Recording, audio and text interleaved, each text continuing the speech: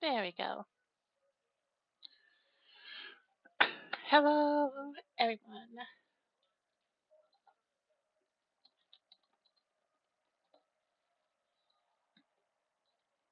We're going to do a little bit of story time. We might eventually play a game, but I'm not quite sure. I'm going to let this ad play out, and then let's just give people enough time to hop in. Boo, boo, boo, boo, boo. Okay, then I'm making my own music.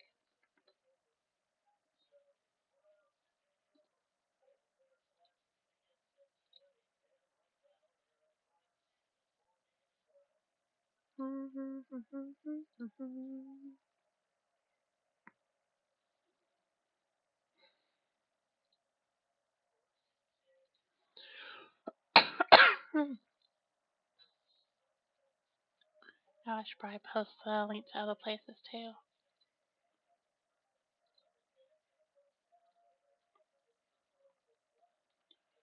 Do that during the ad break.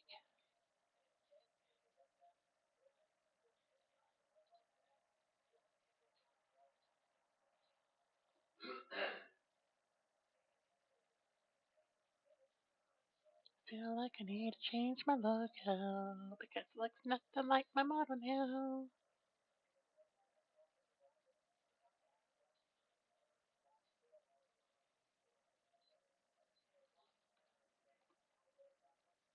Bum, bum, bum,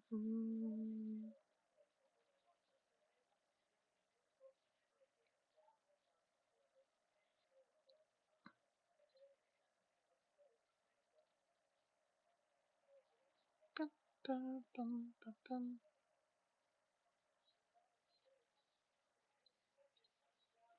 50 more seconds.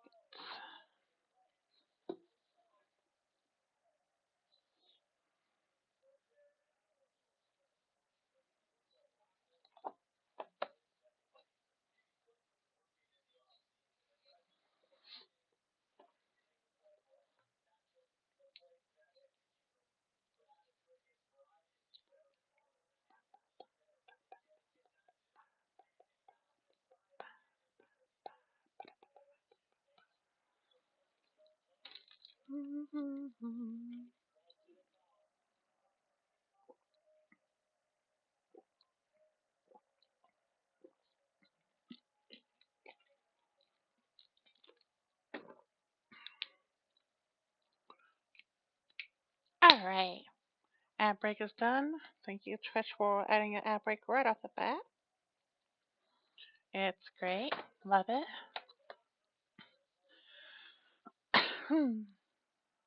Give me 1 second to clear out my throat.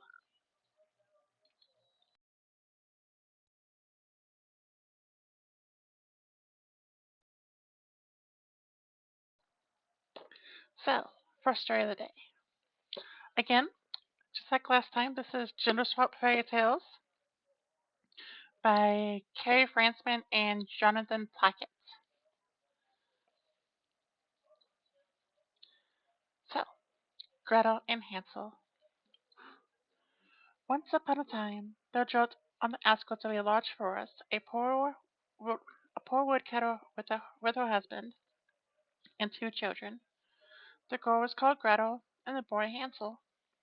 She had always little enough to live on, and once when there was a great famine in the land, she couldn't even provide them with daily bread.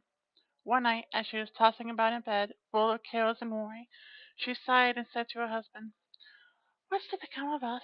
How are we going to support our poor children now that we have nothing more for ourselves?" I tell you what, wife. Answered the man. Early tomorrow morning we'll take the children out in the thickest part of the wood. There we shall light a fire for them, and give them each a piece of bread. Then we'll go on to our work, and leave them alone.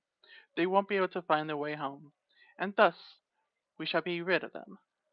"No, husband," said his wife. "That that I won't do. How could I find it in my heart to leave my children alone in the wood? The wild beasts would soon come and tear them to pieces," Oh, you fool, said he.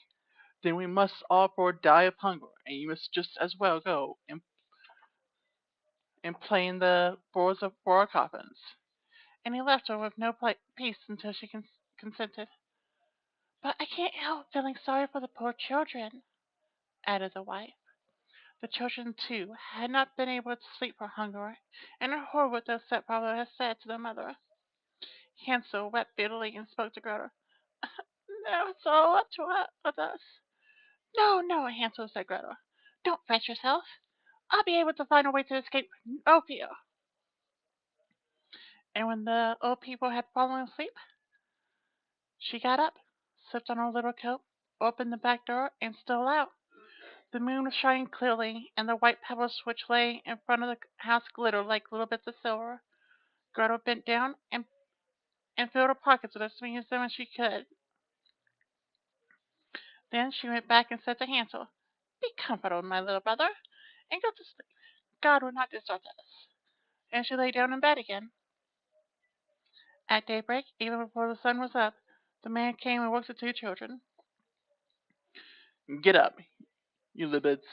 We all got going to the forest to fetch some wood.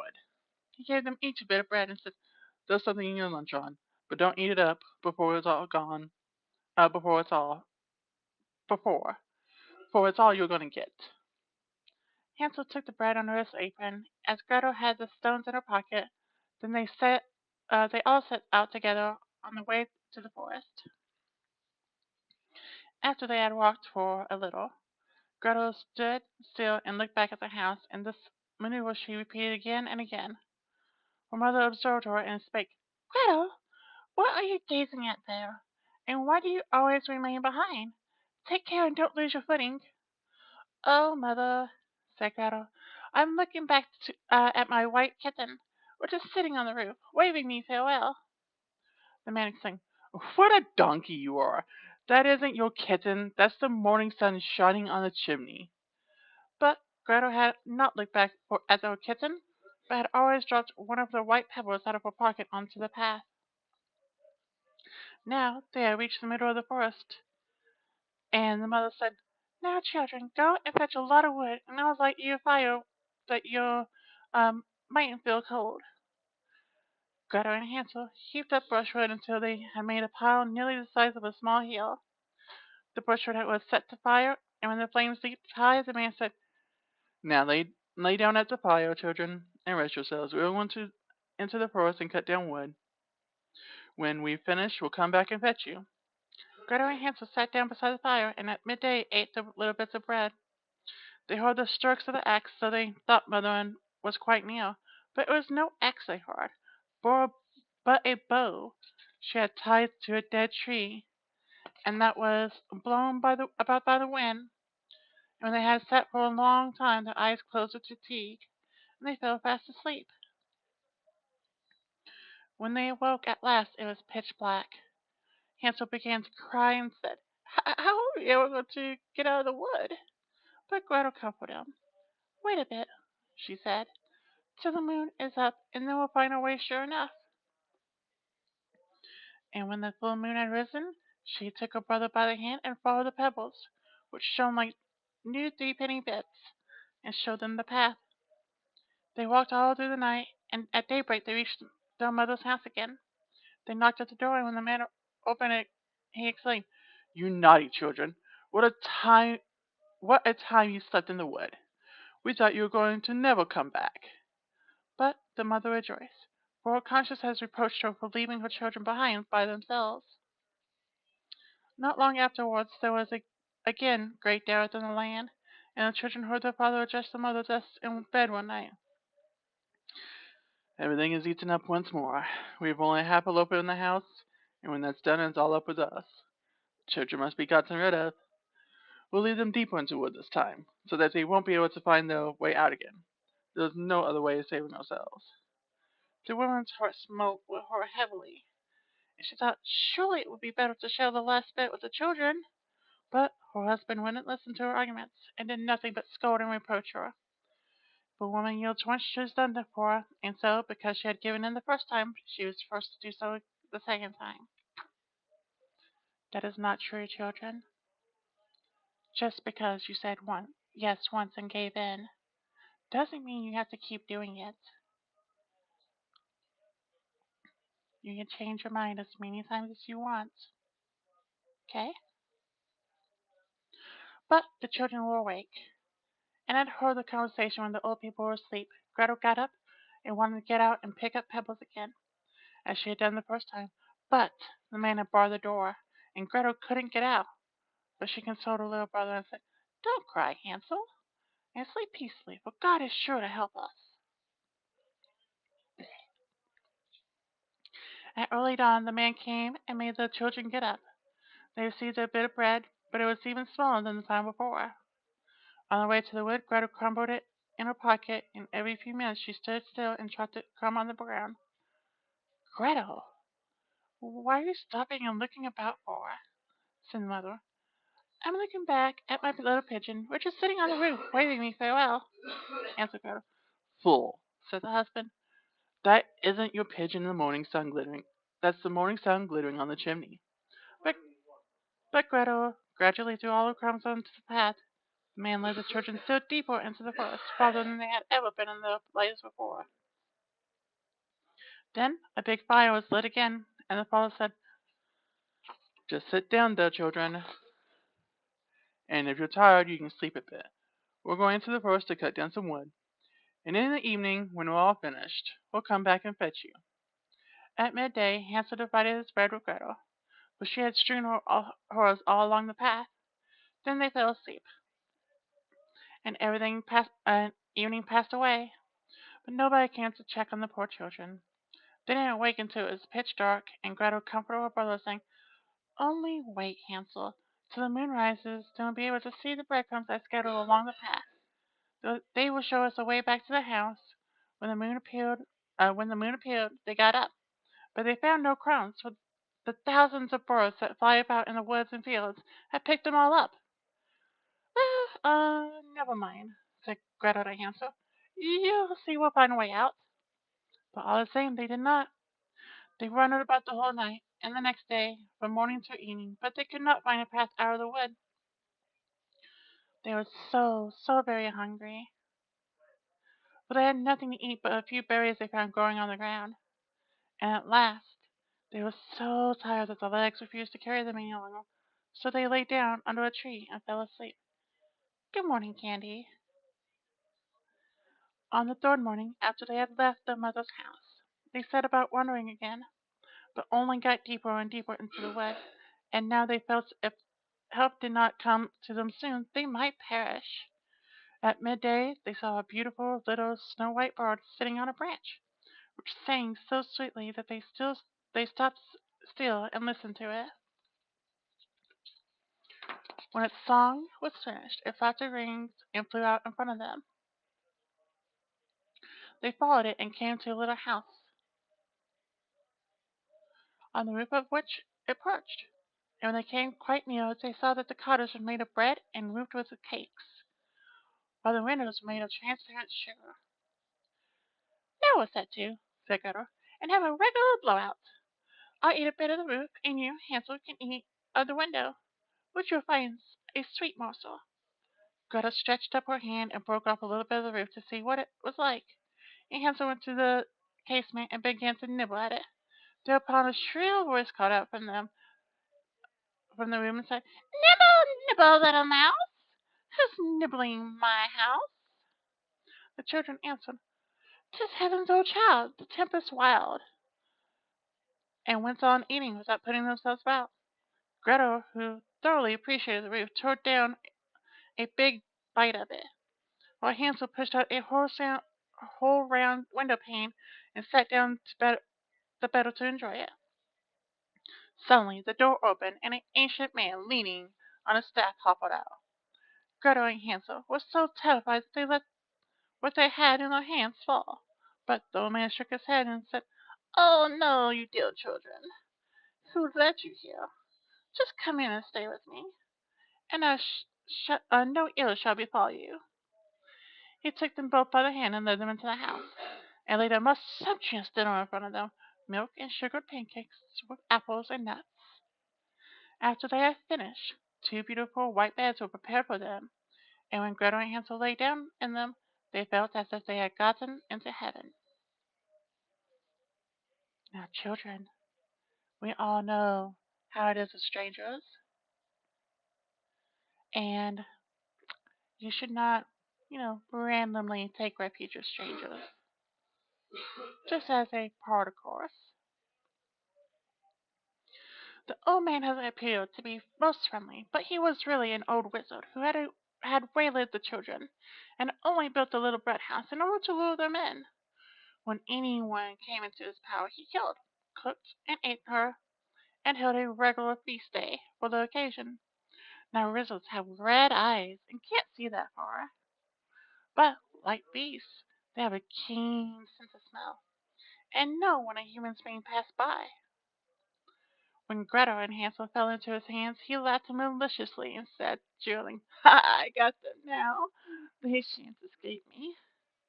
Early in the morning, before the children were awake, he rose up, and when he saw them both sleeping so peacefully with their round, rosy cheeks, he muttered to himself, "Ah, that would be a dainty bite." Then he seized Gretel by his bony hand and carried her into the stable and barred the door on her. She might scream as much as she liked. It did her no good. When he went to Hansel, shook him until he awoke, and cried, "Get up, you lazy bones! Fetch water and cook something for your sister. When she's fat, I'll eat her up."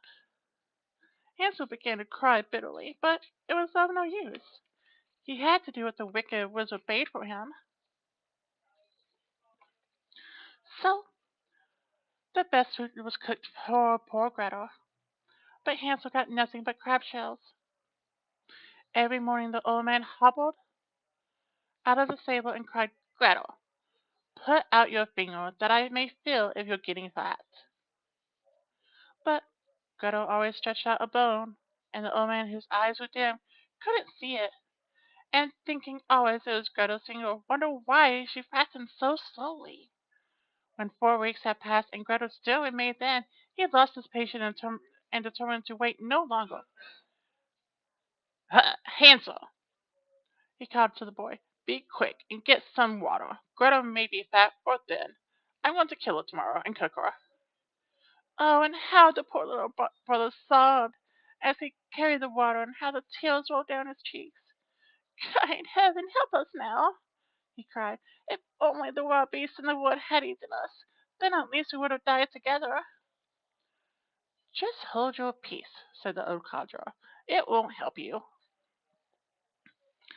Early in the morning, Hansel had to go out and hang up the kettle full of water and light the fire. "First we'll bake," said the old man. "I've heated the oven already and kneaded the dough." He pushed Hansel out to the oven from which the fiery flames were already issuing. "Creep in," said the wizard, "and see if it's properly heated, so that we can shove in the bread." But when he had got Hansel in, he meant to close the oven and let the boy bake, that he might eat him up too. But Hansel perceived his attention and spake, "I don't know how I'm going to do that. How do I even get in?" "Oh, you silly gander," said the old codger. "The opening is big enough. See, I could get in myself." And he crawled towards it, and poked his head into the oven.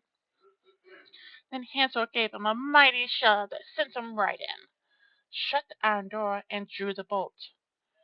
Gracious! How he yelled! It was quite horrible, but Hansel thawed, and the wretched old man was left to perish miserably.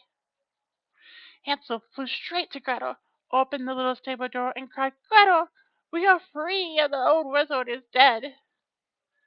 Then Gretel sprang like a bird out of a cage when the door was opened. How they rejoiced, and fell on each other's necks, and jumped for joy, and kissed one another. And as they had no longer any cause for fear, they went into the old codger's house, and there they found, in every corner of the room, boxes with pearls and precious stones. "These are even better than pebbles," said Gretel, and crammed her pockets full of them. Hansel said, "I too will bring something home," and he filled his apron full. "But now," said Gretel, "let's go and get away from the wizard and Wizard's Wood." When they had wandered about for some hours, they came to a big lake. "We can't get over it," said Gretel. I see no bridge of any kind. Yes, there was no ferry boat either, said Hansel. But look, this swims a white drake. If I ask him, he'll help us over. He called out, page turn.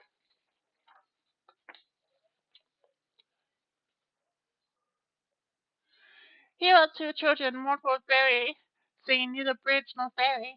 Take us upon your white back, and row us over quack quack. The drake swam towards them, and Gretel got on his back and bade her little brother sit beside her. No, answered Hansel. We should be too heavy a load for the drake. He shall carry us across separately. The good Lord did this, and, when they landed safely on the other side, had gone for a while, the wood became more and more familiar to them, and at length they saw their mother's house in the distance. They set off at a run, and bounding into the room, fell on their mother's neck.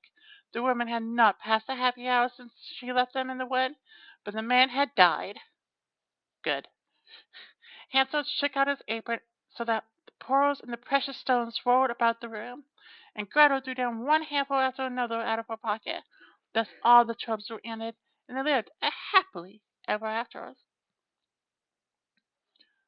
My story is done. See, there runs a little mouse. Anyone who catches it may make herself a large fur cap out of it. Hmm. I have no idea what the last line was about because it didn't seem to fit with the story. Unless it was a mouse telling it. Who knows?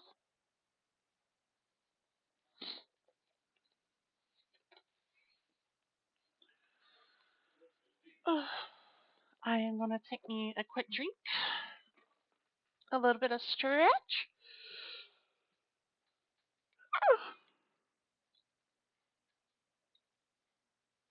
Alright, no issue.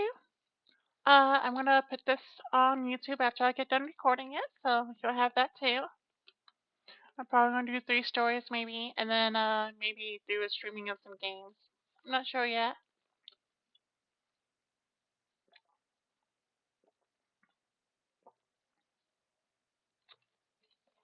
Try and get all this done before my migraine really shows its angry face.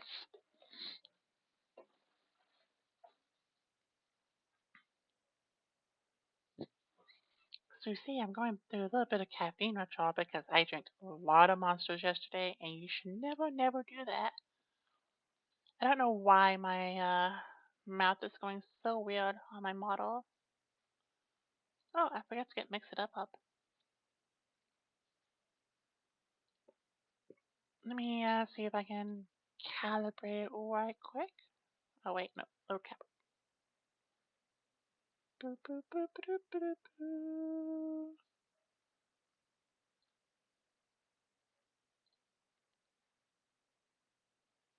There we go. I remember to load up the calibration.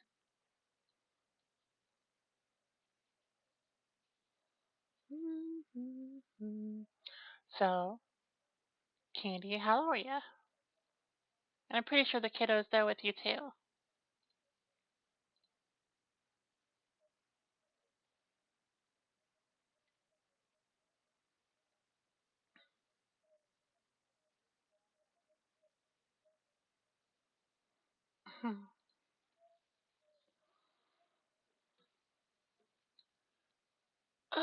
Alright, good stretch. Ready for the next story? I think I have like 5 stories left in this book. I'm gonna have to get another one. Oh well. This is one. It's called Mr. Rapunzel. Once upon a time, there lived a woman and her husband who were very unhappy because they had no children. These good people had a little window at the back of their house which looked into the most lovely garden, full of all manner of beautiful flowers and vegetables. But the garden was surrounded by a high wall, and no one dared to enter it, for it belonged to a wizard of great power. My mouth flap is still doing some weird things.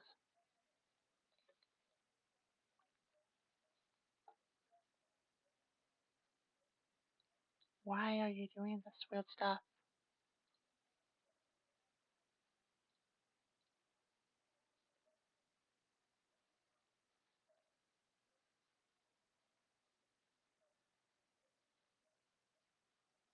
Alright, we're gonna turn off experimental stuff.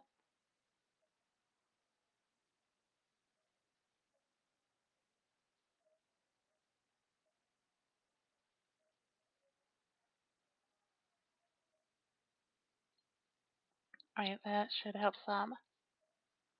I hope.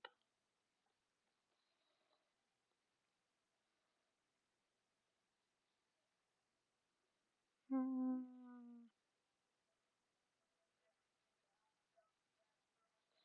Alright, so we're just gonna start back from the top. Once upon a time, there lived a woman and her husband who were very unhappy because they had no children. These good people had a little window at the back of the house which looked into the most lovely garden, full of all manner of beautiful flowers and vegetables. But the garden was surrounded by a high wall, and no one dared to enter it, for it belonged to a wizard of great power, who was feared by the whole world. One day the man stood at the window overlooking the garden, and saw there a bed full of the finest rampion. The leaves looked so fresh and green, he longed to eat them. Desire grew day by day, and just because he knew he couldn't possibly get any, he pined away and became quite pale and wretched. Then his wife grew alarmed and said, "What ails you, dear husband?" "Oh," he answered, "if I don't get some rampion to eat out of the garden behind the house, I know I shall die." The woman, who loved him dearly, thought to herself, "Come, rather than let your husband die,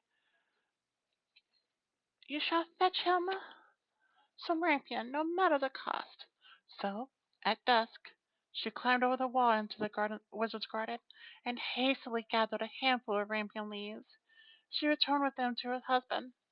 He made them into a salad, which tasted so good that his longing for the forbidden food was greater than ever.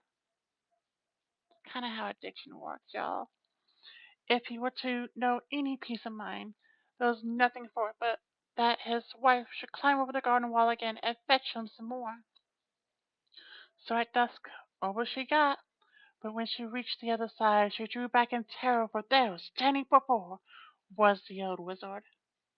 "How dare you," he said with a wrathful glance, "climb into my garden and steal my rampion like a common thief? You shall suffer for your foolhardiness." "Oh," she implored, "pardon my presumption. Necessity alone drew me to the deed. My husband saw the rampion from his window, and conceived such a desire for it that he could certainly have died if his wish had not been gratified." Then the wizard's anger was a little appeased, and he said, "If it's as you say, you may take as much rampion away with you as you like, but on one condition only, that you give me the child you and your husband will shortly bring into the world. All shall go well with it, and I will look after it like a father." The woman in her terror agreed to everything he asked, and as soon as the child was born, the wizard appeared, and having given the name of Rapunzel, which is the same as Rampion, he carried it off with him. Rapunzel was the most beautiful child under the sun. When he was 12 years old, the wizard shut him up in a tower in the middle of the great wood, and the tower had neither stairs nor doors. Only high up at the top of the window, when the old wizard wanted to get in, he stood beneath and called out, "Rapunzel, Rapunzel, let down your golden beard." For Rapunzel had a wonderfully long beard, and was as fine as spun gold. Whenever he heard the wizard's voice, he unloosened his plaits, and let his beard fall down out of the window about 20 yards below. For those that don't use yards, that is 60 feet.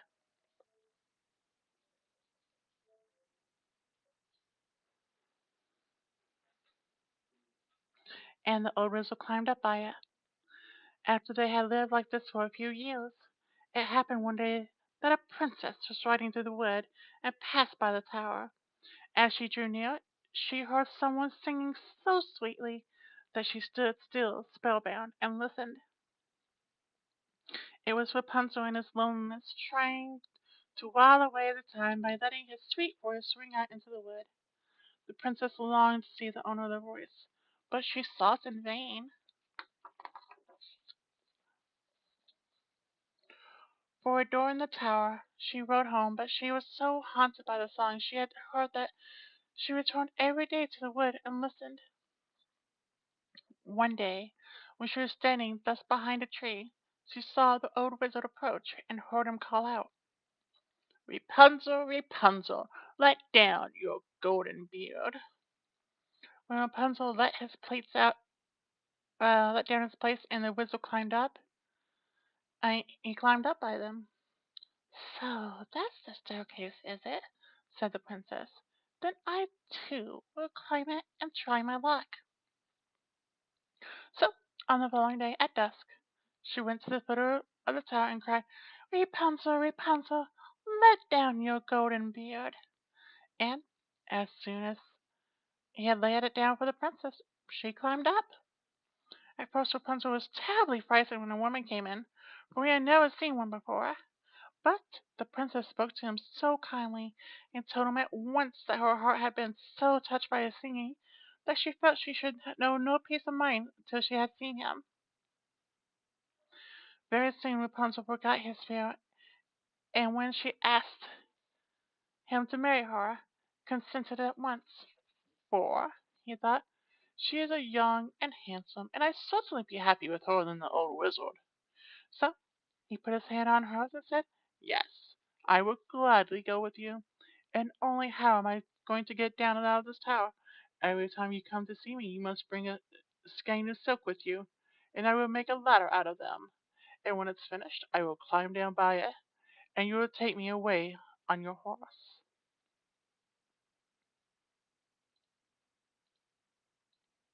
Oh, it started at ad break.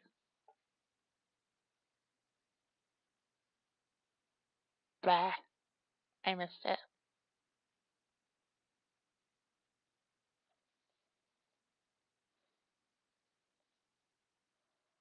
Oh well, it's not going to go in the recording anyways.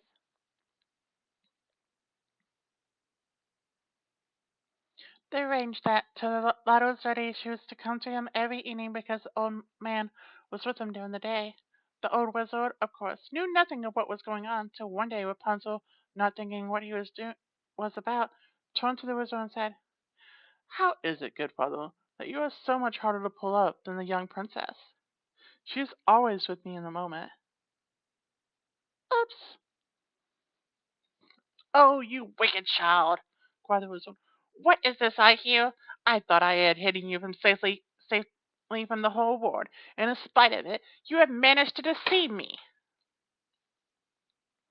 In his wrath, he seized Rapunzel's beautiful beard, wound it round and round his left hand, and then grasping a pair of scissors in his right, snip and snap, off it came, and the beautiful plates lay on the ground. And worse than this, he was so hard-hearted that he took Rapunzel to a lonely, desert place, and then left them to live in loneliness and misery. Saddening. I wish my muffin would work right. But on the evening of the day in which he had driven poor Rapunzel away, the wizard fastened the plates onto the hook in the window, and when the princess came and called out, "Rapunzel, Rapunzel, let down your golden beard," he let them down, and the princess climbed up as usual. But instead of her beloved Rapunzel, she found the old wizard, who was fixed his evil, glittering eyes on him, and cried mockingly, "Aha! You thought you to find your gentleman love, but the pretty bird is flown, and its song is dumb. The cat caught it, and will scratch out your eyes too. Rapunzel is lost to you forever. You'll never see him more."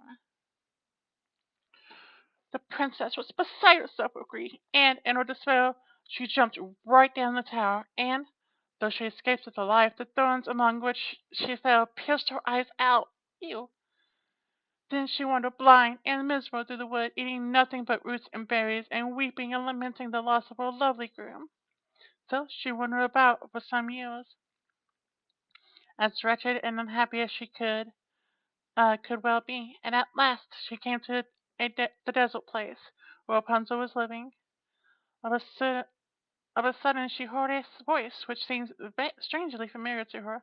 She walked eagerly in the direction of the sound, and when she was quite close, Rapunzel recognized her, and fell on her neck and wept. But two of his tears touched her eyes, and in a moment they became quite clear again, and she saw as well as she had ever done. Then she to her queendom, led him to her queendom, where they were received and welcomed with great joy. They lived happily ever after.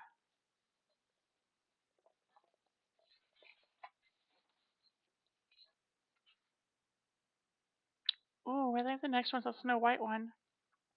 It is.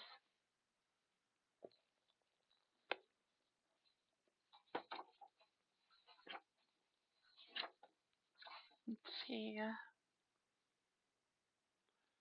2, 3, 4, 5, 6. Yeah, we have 6 stories left.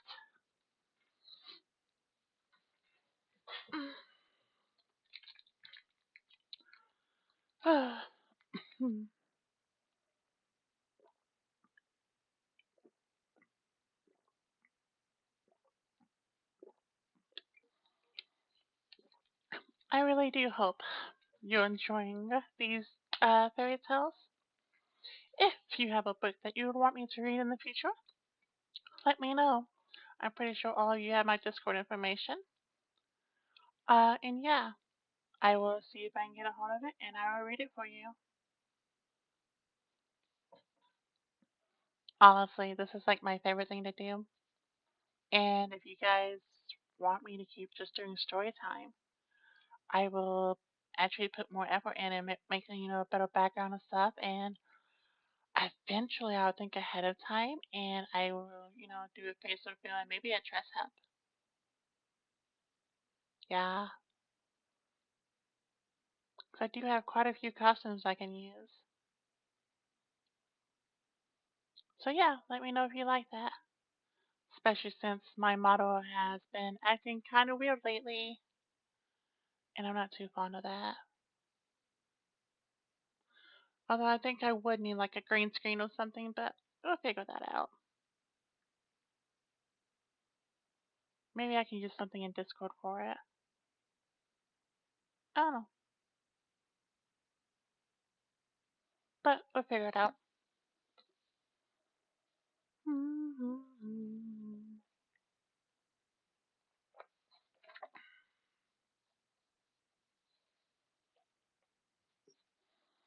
Alright, this one is named called Snowdrop.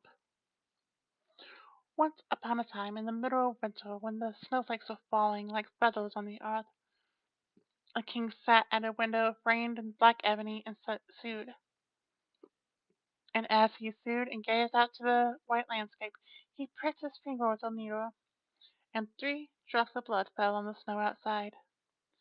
And because the red showed out itself against the white, he thought to himself, "Oh, what wouldn't I give to have a child as white as snow, and red as blood, and as black as ebony?" And his wish was granted, for not long after a little son was born to him, with a skin as white as snow, lips and cheeks as red as blood, and hair as black as ebony. They called him Snowdrop, and not long after his birth the king sadly died. After a year, the queen married again. Her new husband was a beautiful man, but so proud and overbearing that he couldn't stand any rival to his beauty. He possessed a magic mirror, and when he used to stand before it, gazing at his own reflection, and asked, "Mirror, mirror, hanging there, who in all the land is the most fair?" And it always replied, "You are the most fair, my gentleman king. None fairer in the land I sing." And then he was quite happy, for then he knew the mule always spoke the truth. But Snowdrop was growing prettier and prettier every day, and when he was 7 years old, he was as beautiful as he could be, and fairer even than the king himself. One day, when the latter asked his mirror the usual question, he replied, My gentleman king, you are fair, 'tis true, but Snowdrop is fairer far than you. Then the king flew into the most awful passion, and turned every shade of green in his jealousy. From his hour he hated poor Snowdrop like poison, and every day his envy, hatred, and malice grew. For envy and jealousy are like evil weeds which spring up and choke their hearts. At last he could endure Snowdrop's presence no longer, and calling a huntswoman to him, he said, before I go further, children, jealousy is a bad thing if you let it rule you. However, jealousy's true intent is to be there to have you better yourself, not wish ill on others and take their gifts for your own. So long as you do not let jealousy rule your heart, and you rule your jealousy, you will in turn as fair as the person you are jealous of. Got it? Cool.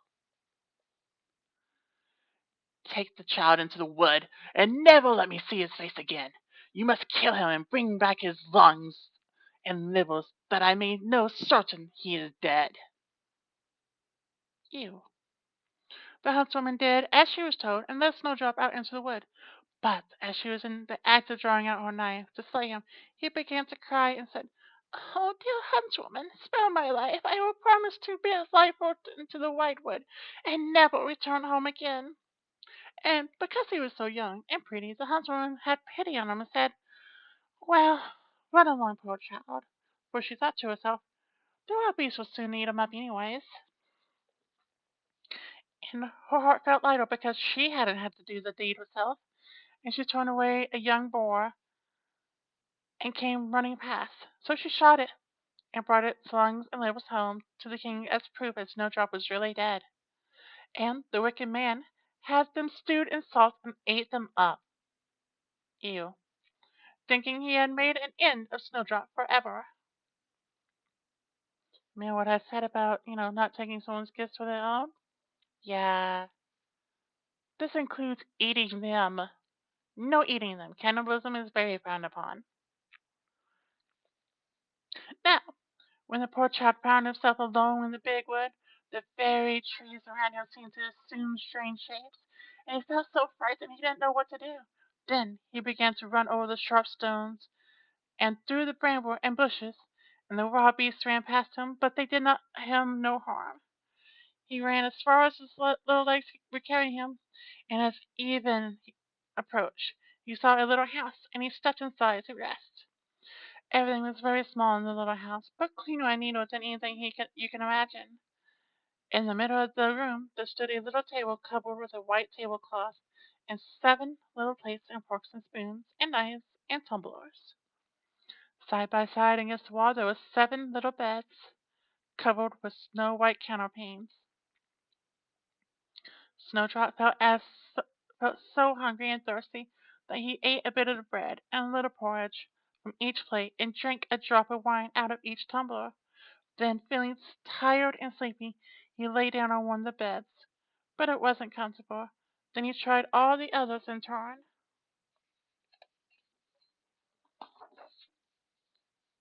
but one was too long, another too short, and it was only when he got to the 7th bed that he found one to suit him exactly. So he lay down upon it, said his prayer like a good child, and fell fast asleep. When it got quite dark, the mistresses of the little house returned. They were 7 dwarfs who worked in the mines right down deep in the heart of the mountain. They lighted those 7 little lamps, and as soon as eyes got accustomed to the glare, they saw that someone had been in the room, for all was not in the same order as they left it. The first one said, "Who has been sitting in my little chair?" The second said, "Who's been eating my little loaf?" The third said, "Who has been tasting my porridge?" The fourth said, "Who has been eating out of my little plate?" The fifth said, "Who used my little fork?"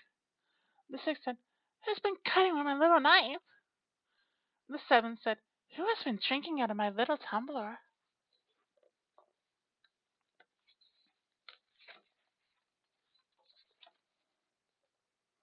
Then the first dwarf looked around and saw a little hollow in her bed, and she asked again, "Who's been lying in my bed?"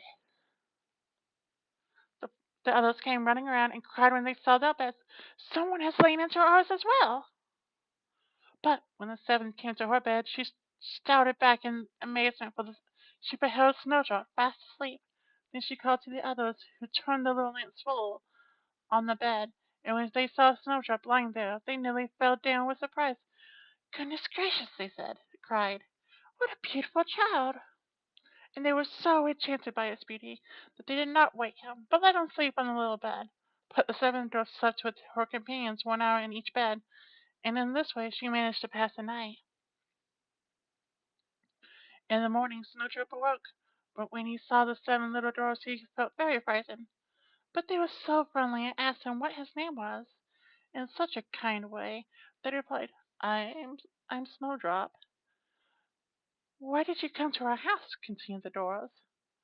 Then he told them how his stepfather had wished to put him to death, and how the huntswoman had spared his life, and how he had run the whole day until he came back to their little house. The dwarfs, when they had heard this story, asked him, "Will you stay and keep house for us, cook, make the beds, do the washing, and sew and knit? If you give us satisfaction and keep everything neat and clean, you shall want for nothing." "Yes," answered Snowdrop, "I will gladly do that for all of you." And so he took it upon his abode with them. Every morning the dwarfs went into the mountain to dig for gold, and in the evening when they returned home, Snowdrop always had their supper ready for them. But during the day the boy was left quite alone, so the good dwarfs warned him, saying, "Beware of your stepfather, he will soon find out you are here, and whatever you do, do not let anyone into the house." Now the king, after he thought he had eaten Snowdrop's lungs and liver, never dreamed but that he was once more the most beautiful man in the world. So stepping before his mirror one day, he said, "Mirror, mirror, hanging there, who in the land is most fair?" And the mirror replied, "My gentle king, you are fair, 'tis true, but Snowdrop is fairer far than you. Snowdrop, who dwells within the 7 little women, is as fair as you, as fair again," meaning he was twice as good looking. For I imagine he is good as not just in body, but in soul. When the king heard these words, he was nearly struck down with horror, for the mirror always spoke the truth, and he knew now that the huntswoman must have deceived him, and that Snowdrop was still alive. He pondered day and night how he might destroy him, for as long as he felt he had a rival in the land, his jealous heart left him no rest. At last he hit upon a plan. He stained his face and dressed himself as an old peddler husband, so that he was quite unrecognizable. In the guise he went over the 7 hills till he came to the house of the 7 dwarfs. There he knocked at the door, calling out at the same time, "Fine wares to sell! Fine wares to sell!" Snowdrop peeped out of the window and called out, "Good day, father. What have you to sell?" "Good wares," he answered. "Fair wares. Laces of every shade and description." He held out one that was made of some gay colored silk. "Surely I can let the honest man in," thought Snowdrop. So he unbarred the door and bought the pretty lace. "Goodness gracious, child," said the old man, "what a figure you've got! Come, I'll lace you up properly for once." Snowdrop, suspecting no evil, stood before him and let him lace up his shirt. But the old man laced him so quickly and so tightly that it took Snowdrop's breath away, and he fell down dead. "No longer are you the fair, along with the fairest?" said the wicked old man, and he hastened away. In the evening the 7 dwarfs came home, and you may think what a fright they got when they saw the dear Snowdrop laying on the floor, as still and motionless as a dead person. They lifted him up tenderly, and when they saw how tightly laced he was, they cut the lace in two, and he began to breathe a little, and gradually came back to life. When the dwarfs heard what had happened, they said, "Depend on it, the old peddler husband was none other than the old king. In future you must be sure not to let anyone in if we're not at home." As soon as the wicked king got home, when he went straight to the mirror and said, "Mirror, mirror, hanging there, who in the land's most fair?" And the mirror answered, as before, "My gentle king, you are fair, 'tis true, but Snowdrop is fairer far than you. Snowdrop, who dwells with the 7 little women, is as fair as you, and fair again." When he heard this, he became as pale as death, because he saw at once that Snowdrop must be alive again. "This time," he said, "I would think of something that would make an end of him once and for all." And by the wizardry which he understood so well, he made a poisonous comb. Then he dressed himself up and assumed the form of another old man, so went over to the 7 hills till he reached the house of the 7 dwarfs, and knocking at the door he called out, "Fine wares to sell." Snowdrop looked at the window and said, "You must go away, for I may not let anyone in." "But surely you are not forbidden to look out," said the old man, and he held up the poisonous comb for him to see. It pleased the boy so much that he let himself be taken in, and opened the door. When they had settled their bargain, the old man said, "Now I'll comb your hair properly for you, for once in the way." Poor Snowdrop thought no evil, but hardly that the comb touched his hair had the poison worked, and he fell down unconscious. "Now, my fine gentleman, you are truly done for this time," said the wicked old man, and he made his way home as fast as he could. Fortunately it was now evening, and the 7 dwarfs returned home. When they saw Snowdrop lying dead on the ground, they at once suspected that his wicked stepbrother had begun at work again. So they searched till they found the poisonous comb. At that moment they pulled it out of his head. Snowdrop became to himself again, and told them what had happened. Then they warned him once more to be on his guard, and to open the door to no one. As soon as the king got home, he went straight to his mirror and asked, "Mirror, mirror, hanging there, who is the land's most fair?" And replied as before, "My king, you are fair, 'tis true, but Snowdrop is fairer far than you. Snowdrop, who dwells with the 7 little women, is as fair as you, as fair again." When he heard these words, he literally trembled and shook with rage. "Snowdrop shall die," he cried. "Yes, though it may cost me my own life." When he went to a little secret chamber, which no one knew about but himself, and there he made a poisonous apple. Outwardly it looked beautiful, white with red cheeks, so that everyone who saw it longed to eat it. But anyone who might do so would certainly die on the spot. When the apple was quite finished, he stained his face and dressed himself up as a peasant, and so he went over to the 7 hills to the 7 dwarfs. He knocked at the door as usual, but Snowdrop put his head out of the window and called out, "I may not let anyone in. The 7 dwarfs have forbidden me to do so." "Are you afraid of being poisoned?" asked the old man. "See, I will cut this apple in half, and I'll eat the white cheeks, and you can eat the red." But the apple was so cunningly made that only the red cheek was poisonous.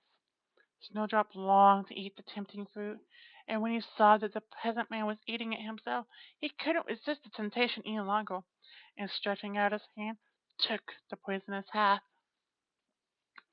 But hardly had the first bite passed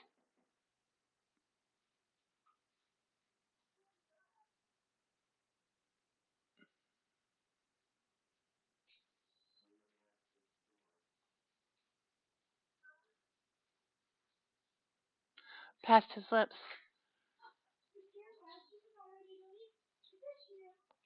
fell down dead on the ground.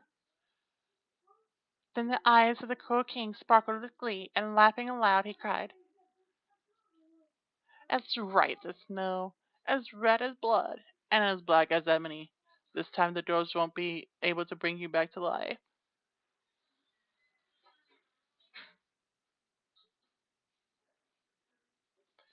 When he got home, he asked the mirror, "Mirror, mirror, hanging there, who in the land's most fair?" And the sun replied, "You are most fair, my gentleman king, none fairer in the land I see." Then his jealous heart was at least, as much as rest as a jealous heart can ever be. When the little dwarfs came home in the evening, they found Snowdrop lying on the ground, and neither breathed nor stirred. They lifted him up and looked round everywhere to see if they could find anything poisonous about.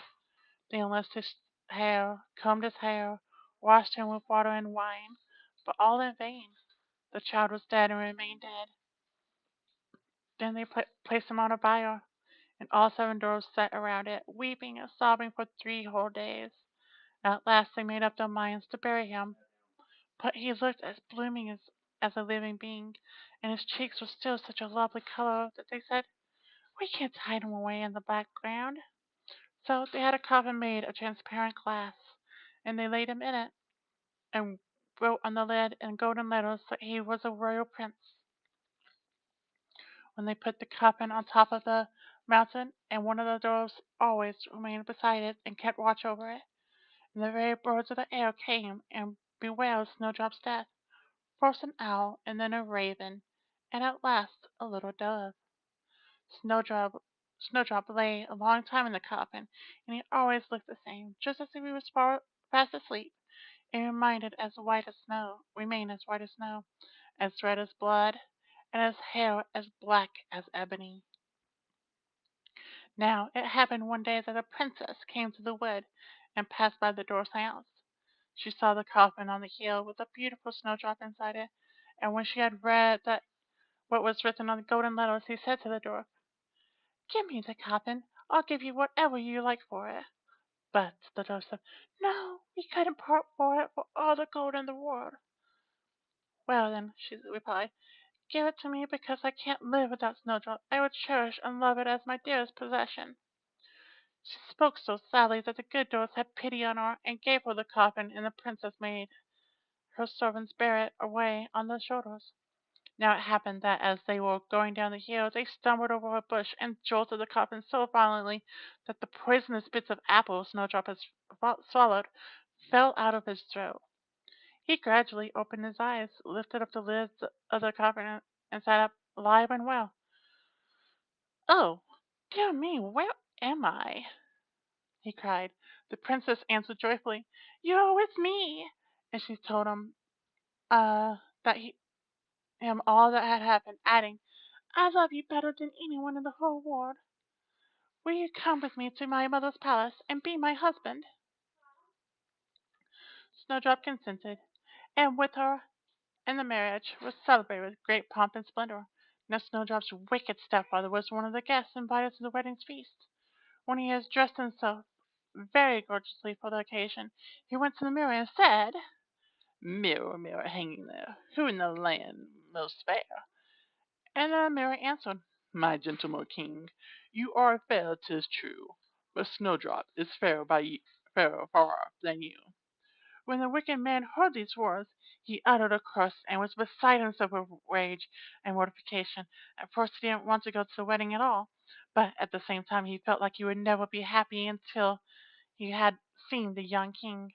As he entered Snowdrop recognized him and nearly fainted with fear. But red hot iron shoes had been prepared for the wicked old king, and he was made to get into them and dance till he fell down dead.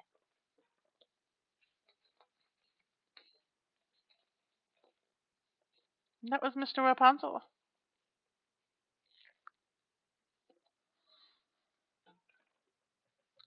Mm.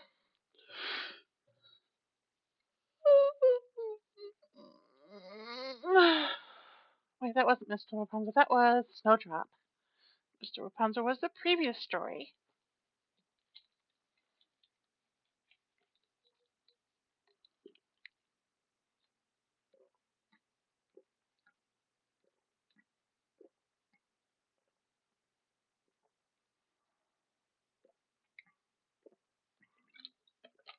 I am very tempted to finish this book today.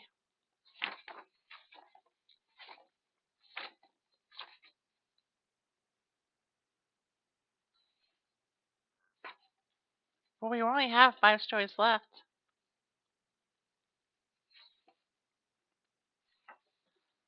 And 40 pages.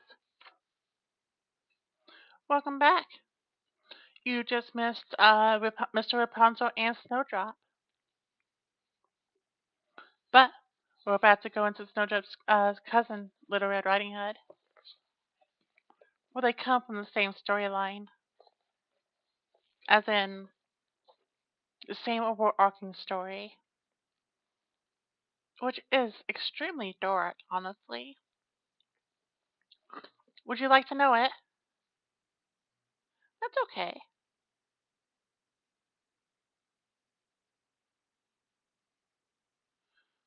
But the original story of Little Red Riding Hood and Snow White came from Blood on the Snow, which is a very, very, very old folk tale.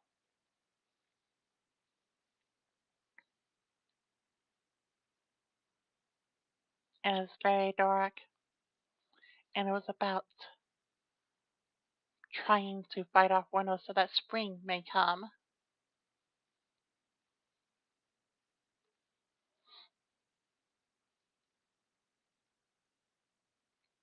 And my mouth is doing the mouth thing again. It's getting very annoying. So, should I keep reading?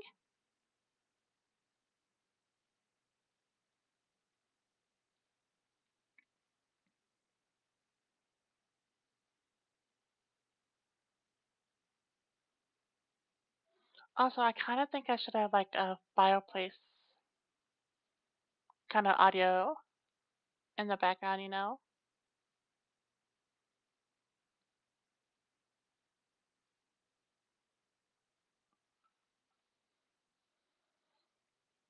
The only problem is I don't know if it would be DMCA, do you know?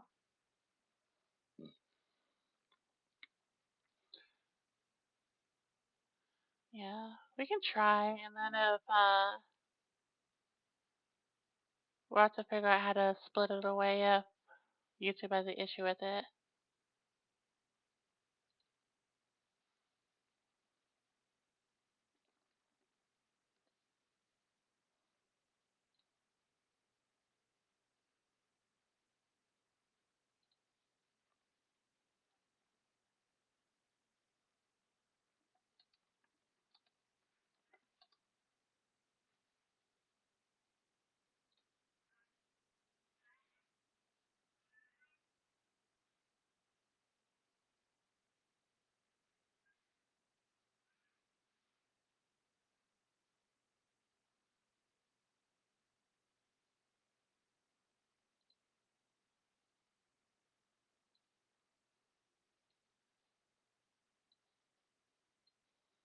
Let's see what you think about this one.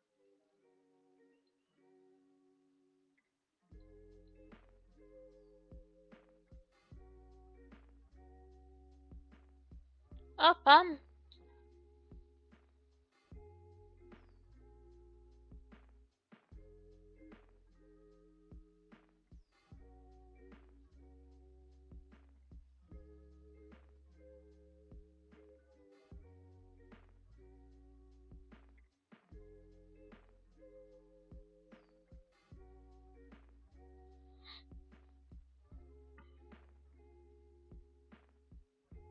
Oh yeah, allergies have been really bad this year.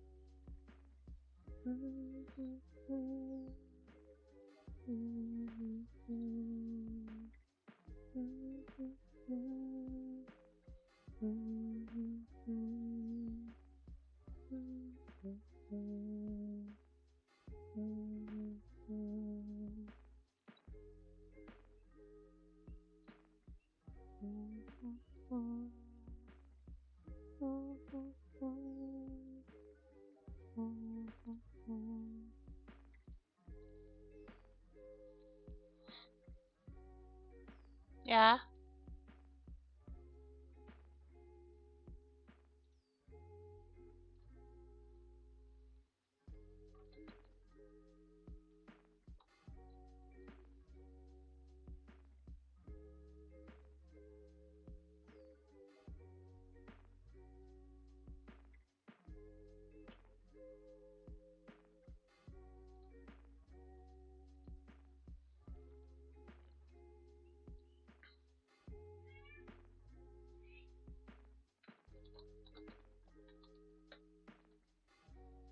Bum, bum.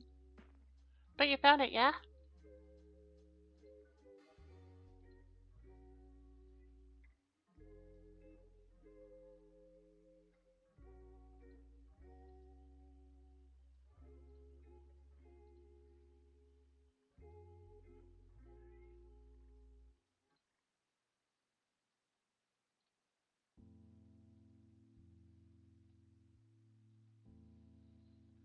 Mm. So, did you guys have a fun time?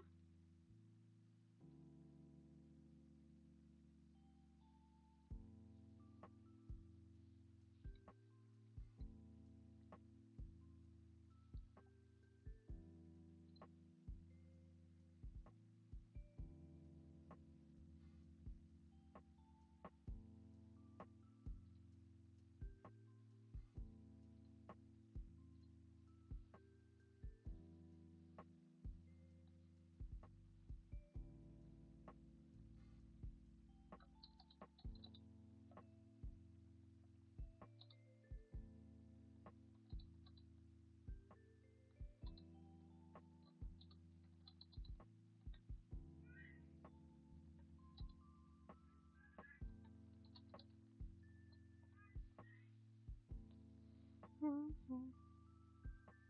Oh, nice.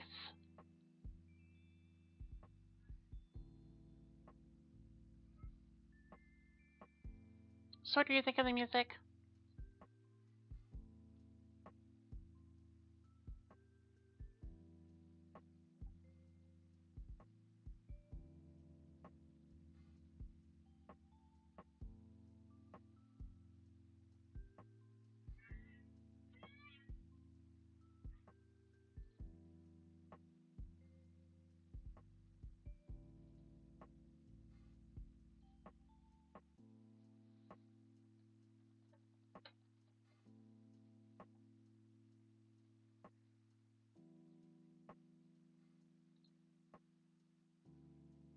Mm-hmm.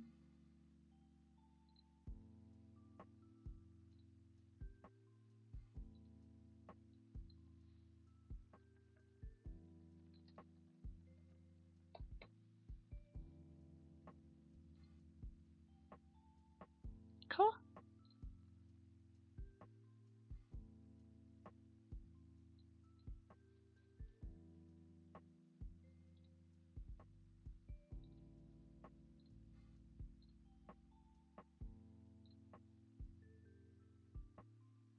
We're gonna do a little bit of background stuff.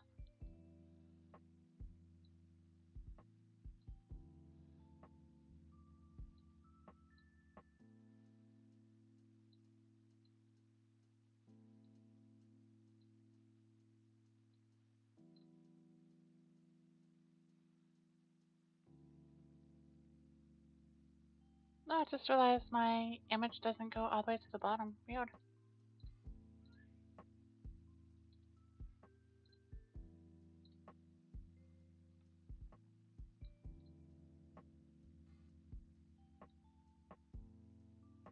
There we go.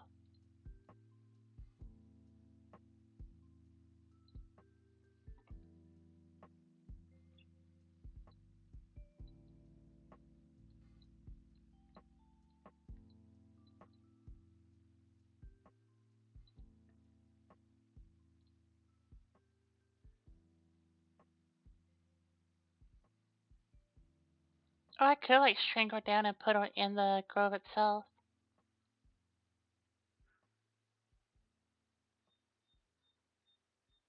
I think I might do that.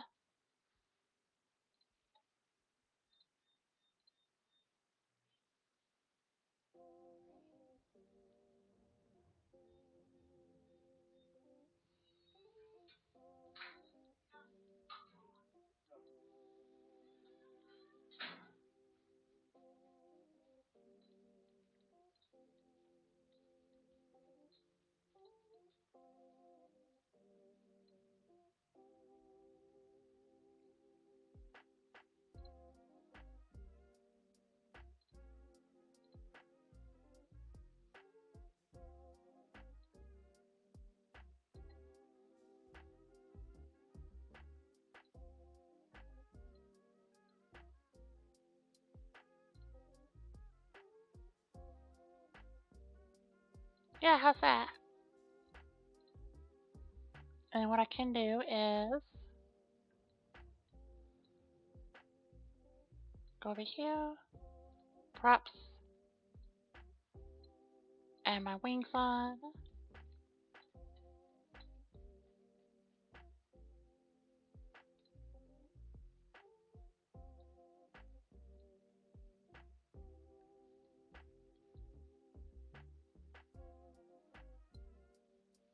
There we go.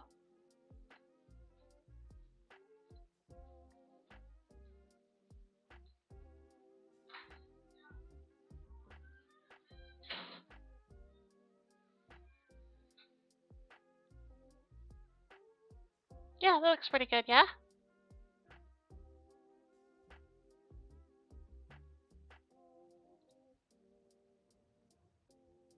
I like that.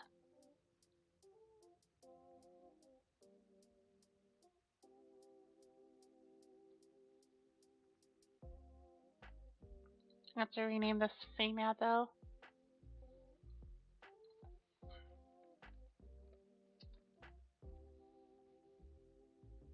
Thank you.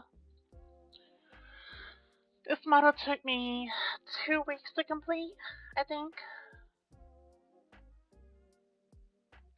Don't get me wrong, I really wish I had the hand motion stuff, but I need to actually stream more often than I do, and yeah, you know, been super busy.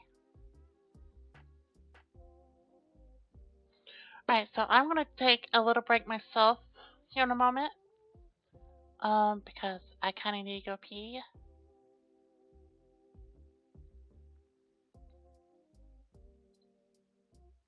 So I'm going to be right back.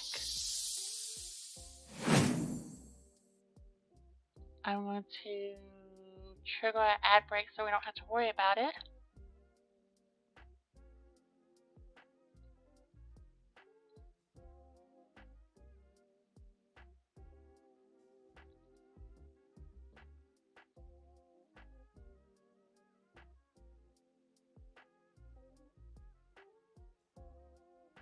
Alright, a 3-minute ad break is going to give us a lot of time and give me enough time to go pee. So,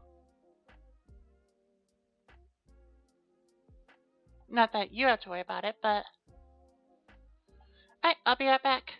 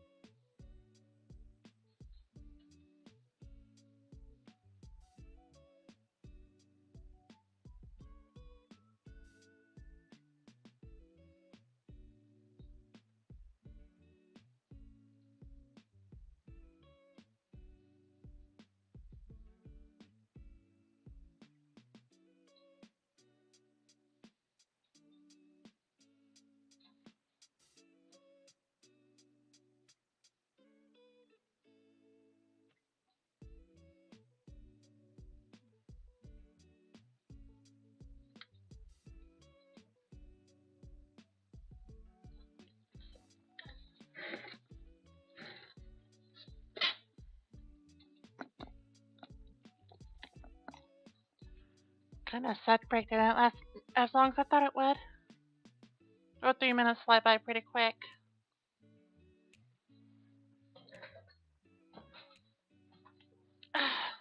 Alright. Um. Ba-dum-bum-bum.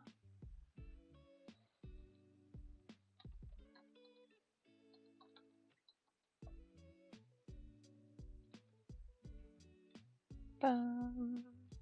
Alright, let's see. Boop. Boop. Okay, I'm mainly trigger it. That's fine.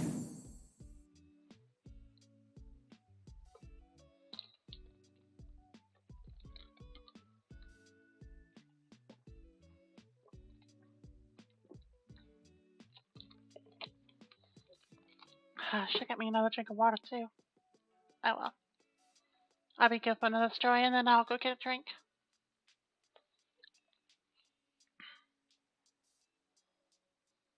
Yeah? I think I'll keep it for when I do reading. Because otherwise it's gonna get too in the way if I'm doing like streaming games and such. And like if I would start writing poetry on here, I might do it then too. But I'm not sure because like really don't want my poetry and stuff being scraped, so yeah.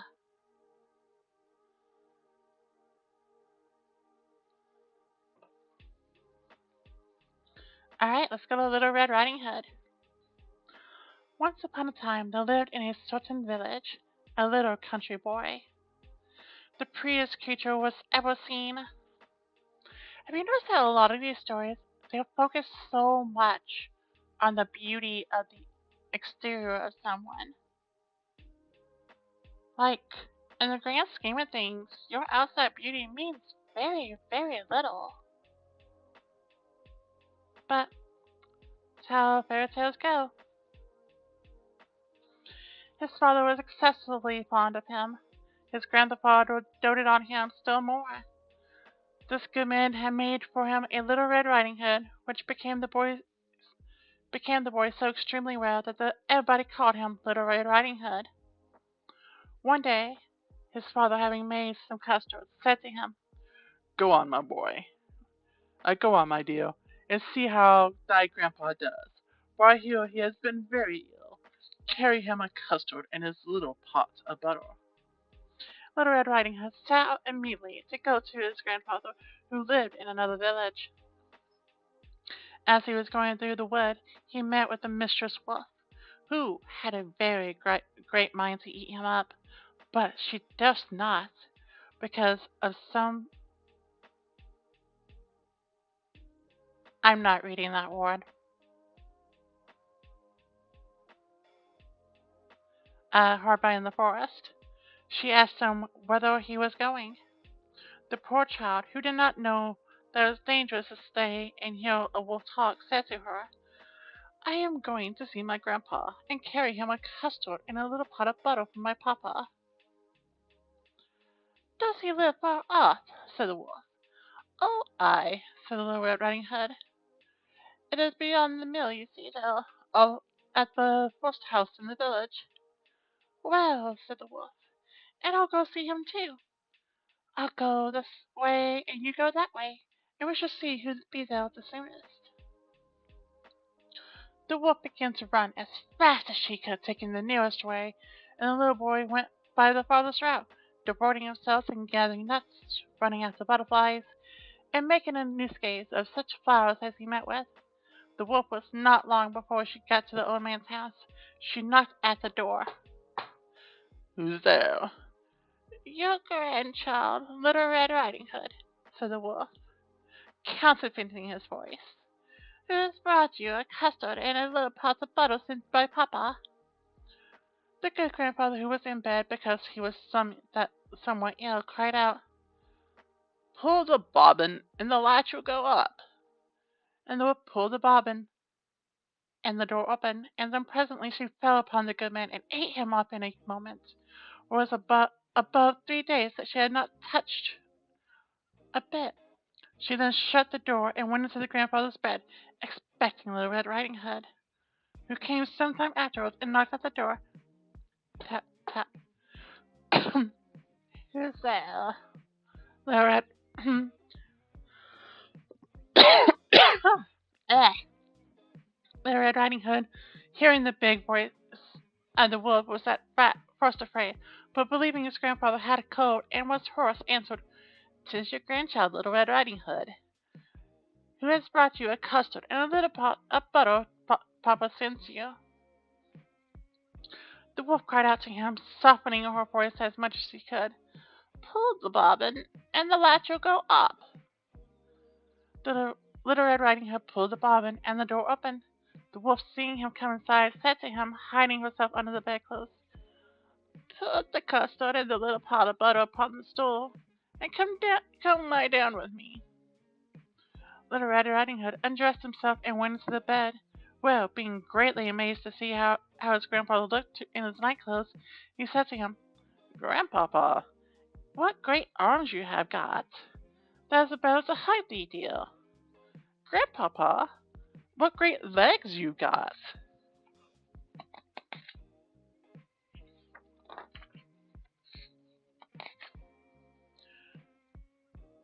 "That is to run better, my child." "Grandpapa, what ears you've got!" "That is better to hear, my child." "Grandpapa, what eyes you've got!" "That is better. It's to see better, my child." "Grandpapa, what great teeth you've got!" "That is to eat thee up." And saying these words, the wicked wolf fell upon the Little Riding Hood and ate him all up.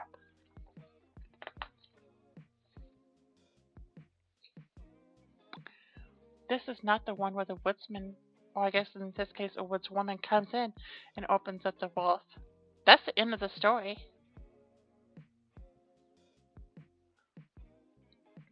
Would you want me to ad-lib the last part?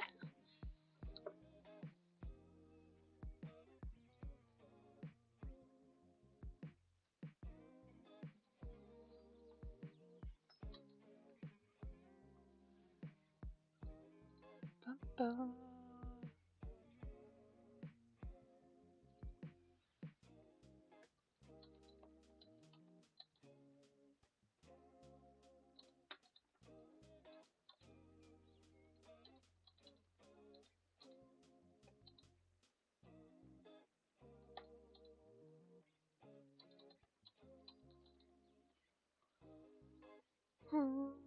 Alright. Oh yeah, I need a drink.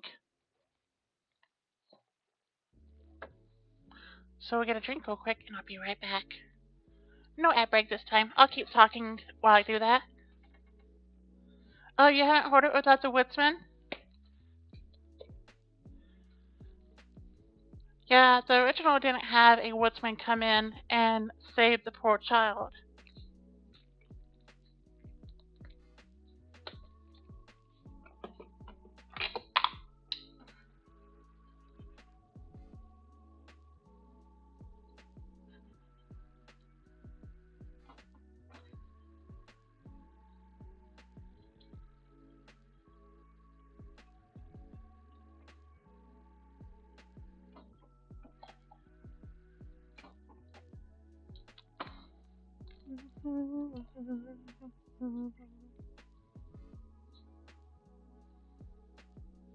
I like this music. No problem. Alright. Get me a sip of water. Wait for my model to quit freaking out.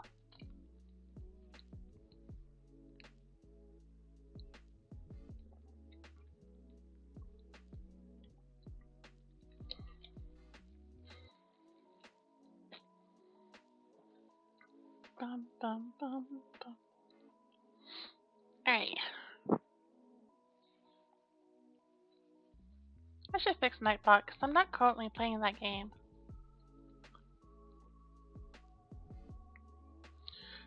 Alright, the Sleeping Handsome in the Wood. They were formerly a queen and king who were so sorry that they had no children, so sorry that cannot be expressed. Honestly, if you can't have children, just adopt. It's just as good.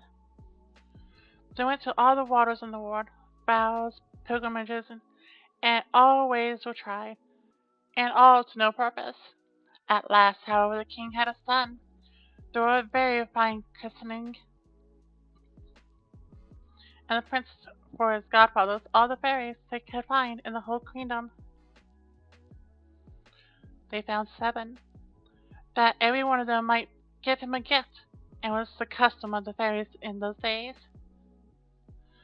By this means the prince had all the perfections imaginable. After the ceremonies of the christening were over, all the company returned to the queen's palace, where was prepared a great feast for the fairies. There was placed before every one of them with a magnificent cover with a case of massive gold, wherein were a spoon, knife, and fork, all of pure gold, set with the diamonds and rubies. But as they were all sitting down to the table, they saw come into the hall a very old fairy, whom they had not invited because it was above 50 years since he had been out of a certain tower, and he was believed to be dead or enchanted. The queen ordered him a cover, but could not furnish him with a case of gold as the others because they had only 7 made for the 7 fairies. The old fairy fancied he was slighted, and muttered some threats between his teeth. One of the young fairies who sat by him overheard how he grumbled, and judging that he might have given the little prince some unlucky gift, went as soon as they rose from the table and hid himself behind the hangings, that he might speak last and repair as much as he could the evil which the old fairy might intend. In the meanwhile, all the fairies began to give their gifts to the prince. The youngest gave him the gift that he should be the most beautiful person in the world. The next, that he should have the wit of an angel. Ooh, I'm not sure that's a good one. The third, that he should have a wonderful grace in everything he did. That should have been the angel. The wit should have been of a devil because they are extremely clever.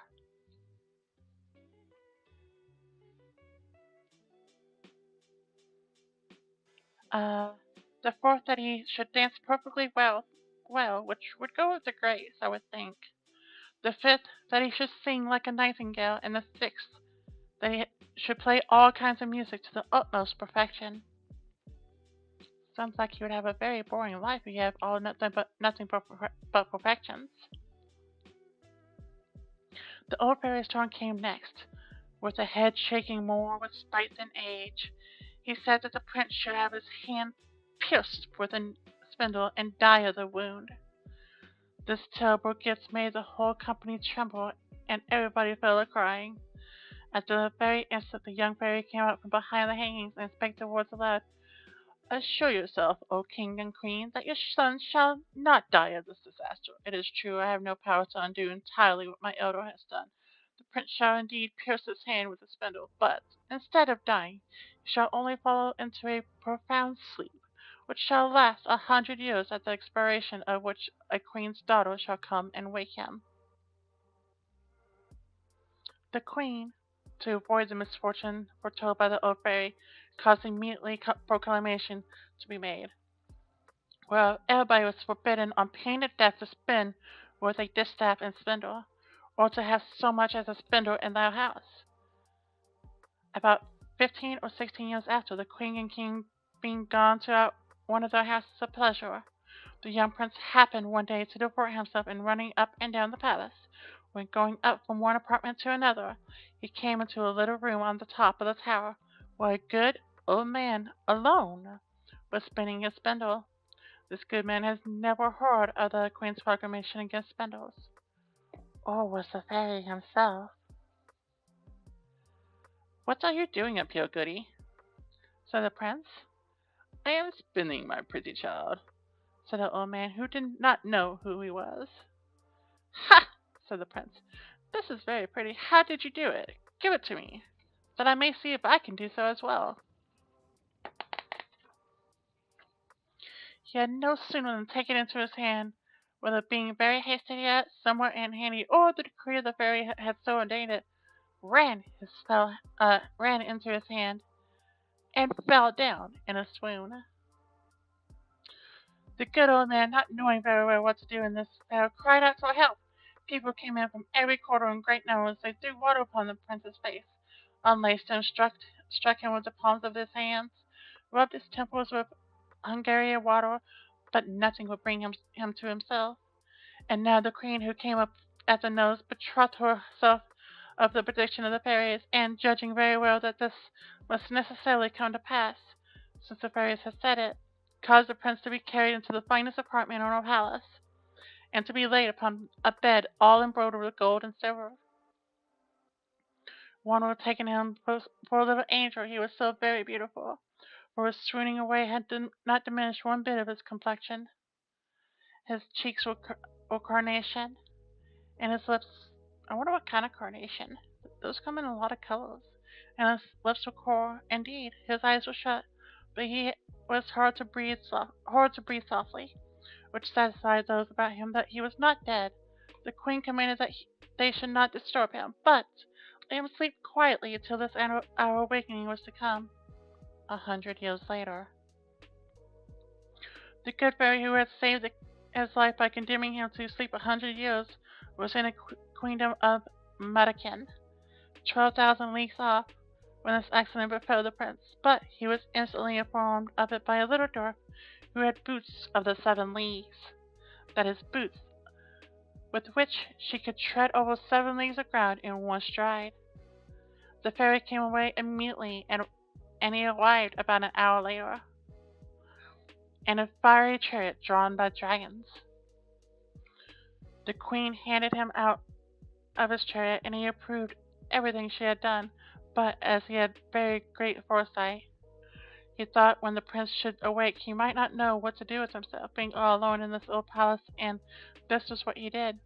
He touched with his wand everything in the palace except the queen and king, governors, men of honor, gentlemen, and of the bedchamber, waiters, officers, stewards, cooks, undercooks, scullions, guards, with the befraiders, pages, footwomen. He likewise touched all the horses which were in the stable, as well as the paths of others, the great dogs in the outward court, and pretty little Mopsy too, the prince's little spaniel, which lay by him on the bed. Immediately upon touching them, they all fell asleep, that they might not wake before the master, and they might be ready to wait upon him when he wanted them. The very spits of the fire, as full as they could hold of porridge and pheasants, did fall asleep also. All this was done in a moment. Fairies are not long in doing their business. And now the queen and king have kissed their dear child without waking him, went out of the palace, and put forth a proclamation that nobody dares to come near it. This, however, was not necessary, for in a quarter of an hour's time there grew up all around the park such a vast number of trees, great and small, bushes and brambles, twining within one another, that neither woman nor beast could pass through, so that nothing could be seen but the very top of the towers of the palace, and that too not unless it was a good way off. Nobody doubted that the fairy gave here within a very extraordinary example of his art, that the prince, while he continued sleeping, might have nothing to fear from the curious people. 100 years were gone and past, the daughter of the queen then reigning, and who was of another family from that of the sleeping prince, being gone a hunting on the side of the country, asked, "What are those towers which she saw in the middle of the great thick wood?" Everyone answered accordingly as they had heard. Some said, "That is a ruinous old castle haunted by spirits." Others, "That's all the sorcerers and wizards of the country is kept till Sabbath or night's meeting." The common opinion was that an ogress lived there, and that she carried thither all the little children she could catch, that she might eat them up at leisure, without anybody being able to follow her, as having herself only the power to pass through the wood. I gotta give me a sip of water real quick.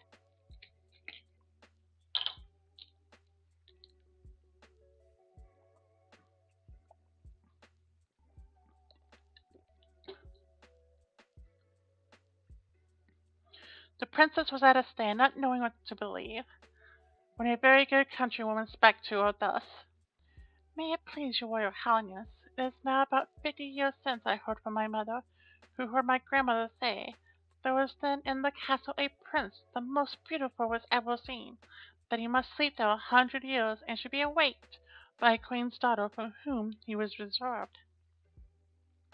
The young princess was all on fire at these words, believing without weighing the matter that she could put an end to this rare adventure, and pushed on by love and honor, resolved that moment to look into it. Scarce had she advanced towards the wood, when all the great trees, the bushes, the brambles gave way of themselves to her let her pass through. She walked to the castle, which she saw at the edge of the large avenue that she went into.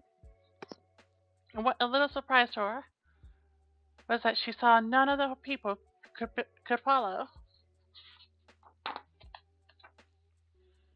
her, because the trees closed again as soon as she had passed. However, she did not cease from continuing her way. A young, amorous princess is always valiant.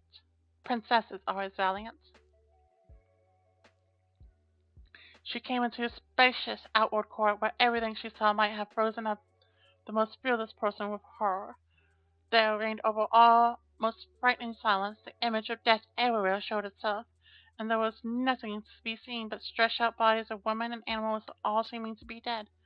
She, however, very well knew by the ruby faces and the pimpled noses of the beefeaters that they were all only asleep, and their goblets, wherein still remained some drops of wine, showed plainly that they fell asleep in their cups.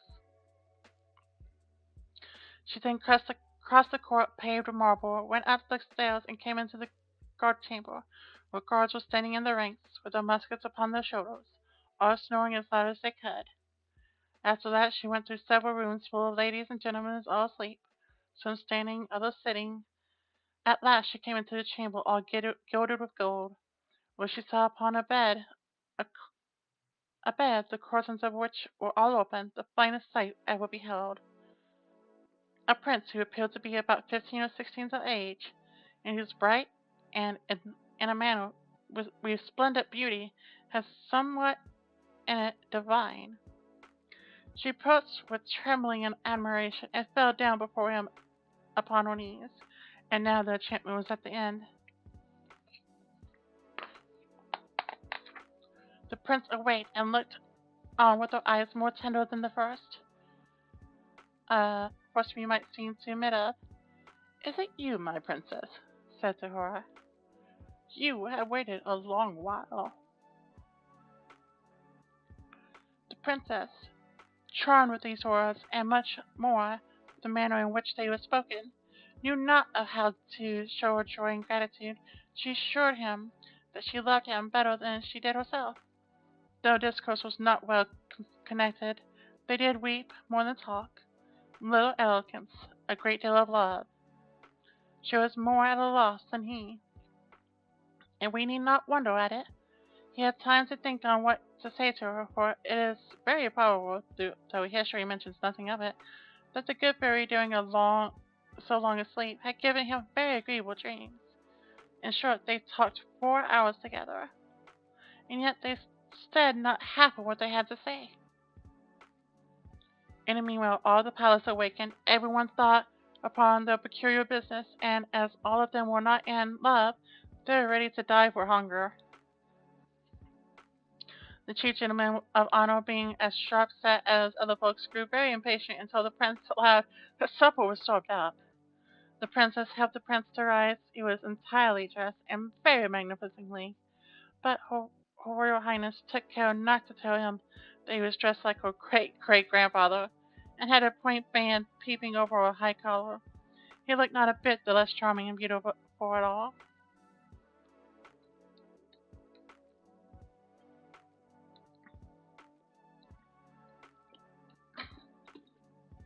They went into the great hall of looking glasses, where they stopped, and were served by the prince's officers. The ballons and hot girls played old tunes, but very excellent, though it was now above 100 years since they had played, and after supper, without losing any time, the Lady Amora married them in the chapel of the castle. and the chief gentleman of honor drew the curtains. They had but very little sleep.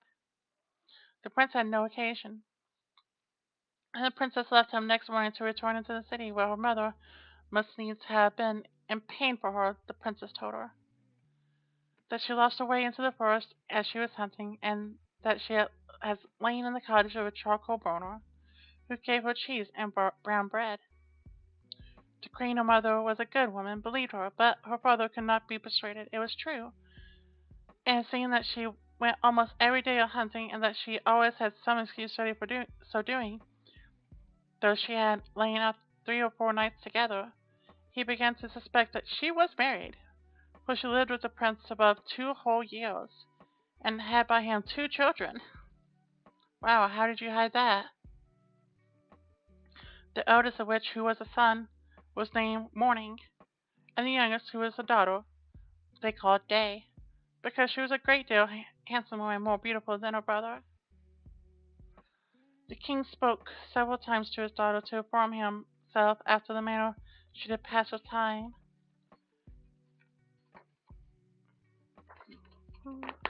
and that in this she ought to in duty to satisfy him, but she never dared to trust him with her secret. She feared him, though she loved him, for he was of the race of the ogres, and the queen would never have married him had it not been for his vast riches. It was even whispered that the court had that he had ogreish inclinations, and that whenever he saw little children passing by, he had the difficulty in the world to avoid falling upon them, and so the princess would never tell him one word. But when the queen was dead, which happened about 2 years afterwards, and she saw herself lady and mistress, she openly declared her marriage, and she went in a great ceremony to conduct her king to the palace. They made a magnificent entry into the capital city. He was riding between his 2 children. Soon after the queen went to make war with the Empress Contribute, her neighbor. She left the government of the kingdom to the king her father, and earnestly recommended to his care her husband and children. She was obliged to continue her expedition all summer, and as soon as she departed, the king father sent his son-in-law to a country house among the woods, that he might with the more ease gratify his horrible longing. Some few days afterwards he went thither himself, and said to his clerk in the kitchen, "I have a little mind to eat little Morning for my dinner tomorrow." Sir," cried the clerk of the kitchen. "I will have it so," replied the king, and this he spoke in the tone of an ogre who has a strong desire to eat fresh meat. "And we'll eat him with a sauce robusta." The poor woman, knowing very well that she must not play tricks with ogres, took her great knife and went up into little Morning's chamber. He was then 4 years old, and came up to her jumping and laughing to take her about the neck, as for some sugar candy. Upon which she began to weep. The great knife fell out of her hand, and she went into the backyard and killed a little lamb, and dressed it with such a good sauce that her master assured her that he had never eaten anything so good in his life. So at the same time, taking up little Morning, and carried him off to her husband, to conceal him in the lodging she had at the bedroom in the courtyard, at the bottom of the courtyard. About 8 days afterwards, the wicked king said to the clerk of the kitchen, "Today I will sup on little Day." She answered not a word, being resolved to cheat him as she had done before. She went to find out little Day, and saw her with a little foil in her hand, which she was fencing with a great monkey. The child being then only 3 years of age, she took her up in her arms, and carried her to her husband, that he might conceal her in her chamber along with her brother. And in the room of the little Day cooked up a young kid, every tender which the ogre found to be wonderfully good. A young kid in this case being a baby goat. This were hitherto all mighty well, but one evening this wicked ogre king said to this clerk of the kitchen, "I will eat the king with the same sauce I had with his children." It was now the poor clerk of the kitchen despaired of being able to deceive him, The young king was turned of 20, not reckoning the 100 years he had been asleep, and how to find in the yard a beast so firm was what puzzled her. She took then a resolution that she might save her own life to cut the king's throat, and going up into his bedchamber with intent to do it at once, she put herself into a great of fury as she could possibly, and came into the young king's room with her dagger in hand. She would not, however, surprise him, but told him with a great deal of respect the orders she had received from the king's father. Do it, said he, stretching out his neck. Execute your orders, and then I shall go and see my children, my poor children, whom I am much and so tenderly loved. For he thought them dead ever since they had been taken away without his knowledge. No, no, sir, cried the poor clerk of the kitchen all in tears. You shall not die, and yet you shall see your children again. But then you must go home with me to my lodgings, where I have concealed them, and I shall deceive the king once more by giving him in your stead a young hen. Upon this, she forthwith conducted him to her chamber, where leaving him to embrace the children and cry along with them, she went and dressed a young hen, which the king had for supper, and devoured it with the same appetite as if he had been the young king. Exceedingly was he delighted with his cruelty, and he had invented a story to tell the queen, at her return, how the mad wolves had eaten up the king, her husband, and her two children. One evening, as he was, according to his custom, rambling around about the courts and yards of the palace to see if he could smell any fresh meat, he heard in a ground room little Day crying for her papa, and for her papa was going to whip her because she had been naughty. And he heard at the same time little Morning begging pardon for her sister.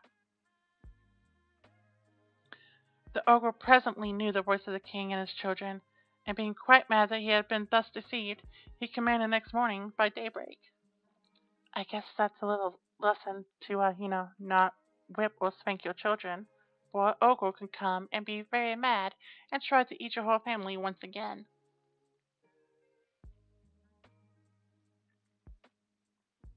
He commanded the next morning by break of day, which a most horrible voice, which made everybody tremble, that they should bring into the middle of the great court a large tub, which he caused to be filled with toads, vipers, snakes, and all sorts of serpents, in order to have thrown into it the king and his children, the clerk of the kitchen, her husband and servant, all whom had given orders should be brought thither with their hands tied behind them.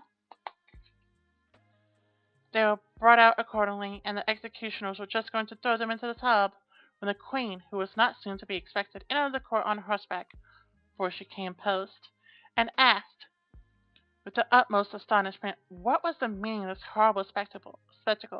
No one dared to tell her, when the ogre, all enraged to see what had happened, threw himself head foremost into the tub, and was instantly devoured by the ugly creatures he had ordered to be thrown in it for others. The queen could not but be very sorry, for he was her father, but soon comforted herself with her beautiful husband and her pretty children.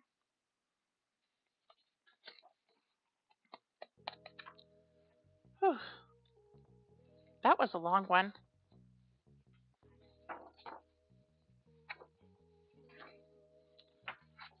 Going to take a short little break here. We have 3 stories left, and honestly, I'm kind of determined to finish it today.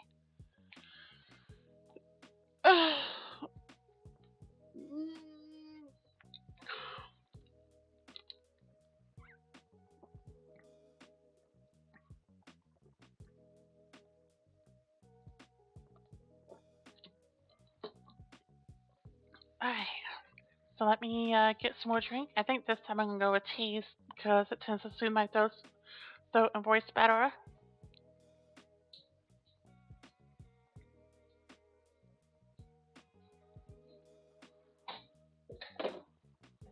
Oh, if we have any tea left. Ugh, we do not. What a shame.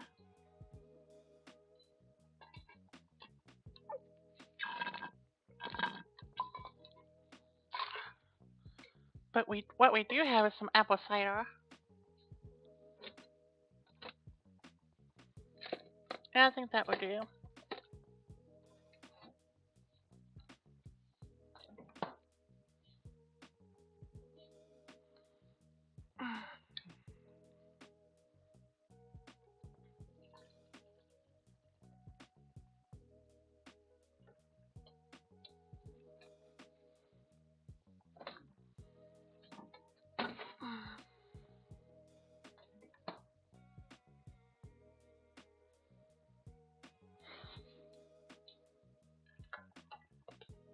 I don't lie, I kind of hope the next 3 stories are kind of short because, goodness, even with my new migraine medicine, this migraine is really starting to hit hard.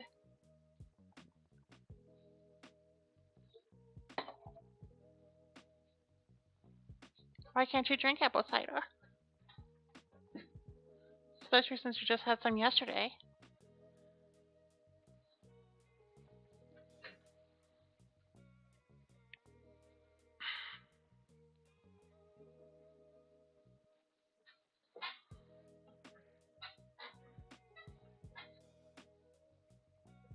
I didn't realize I can go up and down. That's kind of cool. Hmm? Sorry about what? Oh, the migraine? Yeah. Oh, that makes sense.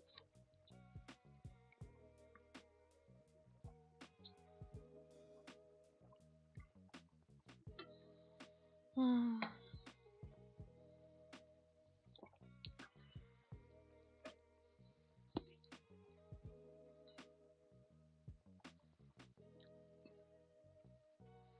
I get that.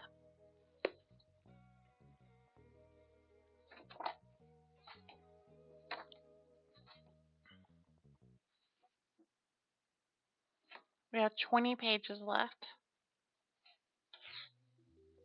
across 3 stories. And I really hope everybody is enjoying this.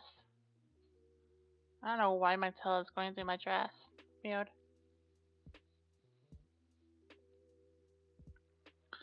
Alright, this is called Frau Rumpelstiltskin. There was once upon a time a poor miller who had a very beautiful son. Now it happened one day that she had an audience with the queen, and in order to appear a person of some importance, she told her that she had a son who could spin straw into gold. Now that's a talent worth having, said the queen to the miller. If your son is as clever as you say, bring him to my palace tomorrow, and I'll put him to the test. When the boy was brought to her, she led him into a room full of straw, gave him a spinning wheel and spindle, and said, "Now set to work and spin all night until early dawn, and if by this time you haven't spun the straw into gold, you shall die." Then she closed the door behind her and left him alone inside. So the poor miller's son sat down and didn't know what in the world to do. He hadn't the least idea how to spin straw into gold, and became at least so miserable that he began to cry. Suddenly the door opened, and in stepped a tiny little woman, and said, "Good evening, Mr. Miller lad. Why are you crying so bitterly?" "Oh," answered the boy, "I have to spin straw into gold, and I haven't a notion how it's done." "What will you give to me if I spin it for you?" asked the tiny woman. "My necklace," replied the boy. The little woman took the necklace, sat herself down at the wheel, and whir, whir, whir, the wheel went round 3 times, and the bobbin was full. And then she put on another, and whir, whir, whir, the wheel went around 3 times, and the second too was full. And so it went on until the morning, when all the straw was spun away, and all the bobbins were full of gold. As soon as the sun rose, the queen came, and when she perceived the gold she was astonished and delighted, but her heart only lusted more than ever after the precious metal. Which honestly, to be quite honest, gold is not very useful for a lot of things. The best thing it's used for is conductivity of electricity, and even then it's outdone by both copper and platinum. Yeah, and gold's also not very scarce. It's a false scarcity, and easily made. Just a little tidbit of science for you.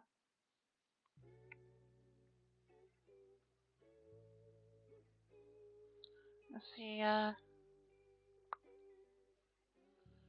she had the middle son put into another room full of straw, much bigger than the first, and bade him, if he valued his life, spin it all to gold before the following morning.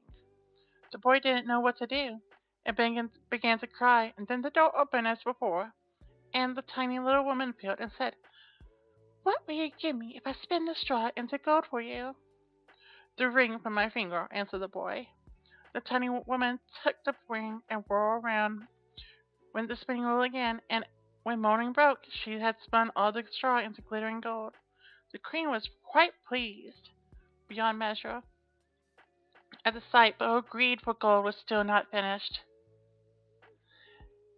and she had the middle son brought into yet a bigger room full of straw.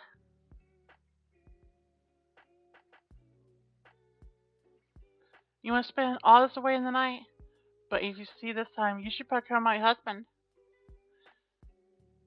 "He's only a middle son, it's true," she thought, "but I couldn't find a richer husband if I were to search the whole world over." When the boy was alone, and the little woman appeared for the third time and said, "What will you give me if I spin the straw for you once again?" "I have nothing more to give," answered the boy. "Then promise me, when you are king, to give me your first child." "Who knows what may happen before that?" thought the middle son. And besides, he saw no other way to get out of it, so he promised the little woman what she demanded, and she set to work once more and spun the straw into gold. When the queen came into the morning and found everything as she had desired, she straightway made him her husband, and the middle son became a king.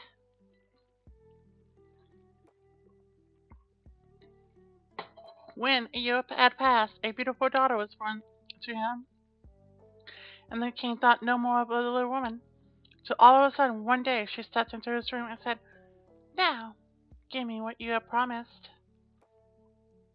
The king was in such a great state, and offered the little woman all the riches in his queendom, if she would only let him have the child. But the tiny woman said, "No, a living creature is so much dearer to me than all the treasures in the world." Then the king began to cry and sob so bitterly that the little woman was sorry for him and said, "I'll give you 3 days to guess my name, and if you find it out in that time, you may keep your child." Then the king pondered the whole night over all the names he had ever heard, and sent a messenger to scour the land to pick up far and near any names she could come across. When the little woman arrived on the following day, he began with Cassandra, Melchior, Belrosa, and all other names he knew in a string. But at each one, the tiny woman called out, "It's not my name." The next day he sent to inquire the names of all the people in the neighborhood, and had a long list of the most uncommon, and extraordinary for the little woman when she made her appearance. "Is your name perhaps Sheepshanks, Crookshanks, Spindleshanks?" But she replied, "That's not my name." On the third day the messenger announced, "I have not been able to find any other new names, but as I came across the highway round the corner of the wood, where the fox and the hares bid each other good night, I saw a little house, and in front of the house burned a fire, and round the fire sprang the most grotesque little woman, hopping on one leg and crying, 'Tomorrow I brew, today I bake, and then the child away I'll take, for the king will not proclaim that Rumpelstiltskin is my name.'" You can imagine the king's delight at hearing the name, and when the little woman stepped in shortly afterwards and asked,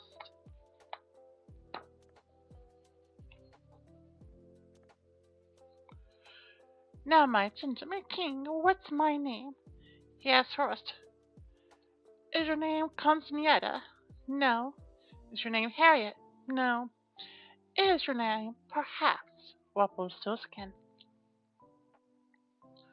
"Some demon has told you that!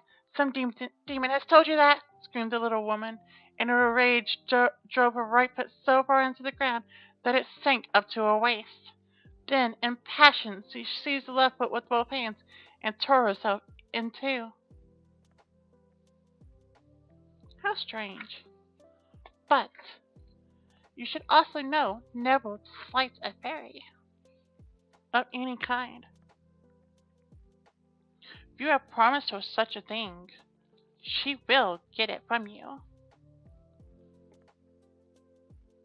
Whether it be today or 20, 30 years.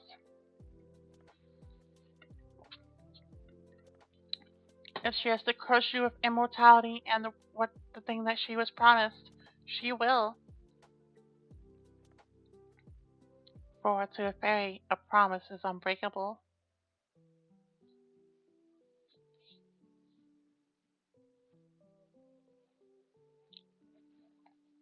And indeed, that is the source of a lot of the magic, is by giving up the ability to break promises and to lie. They gain the power to do great magics.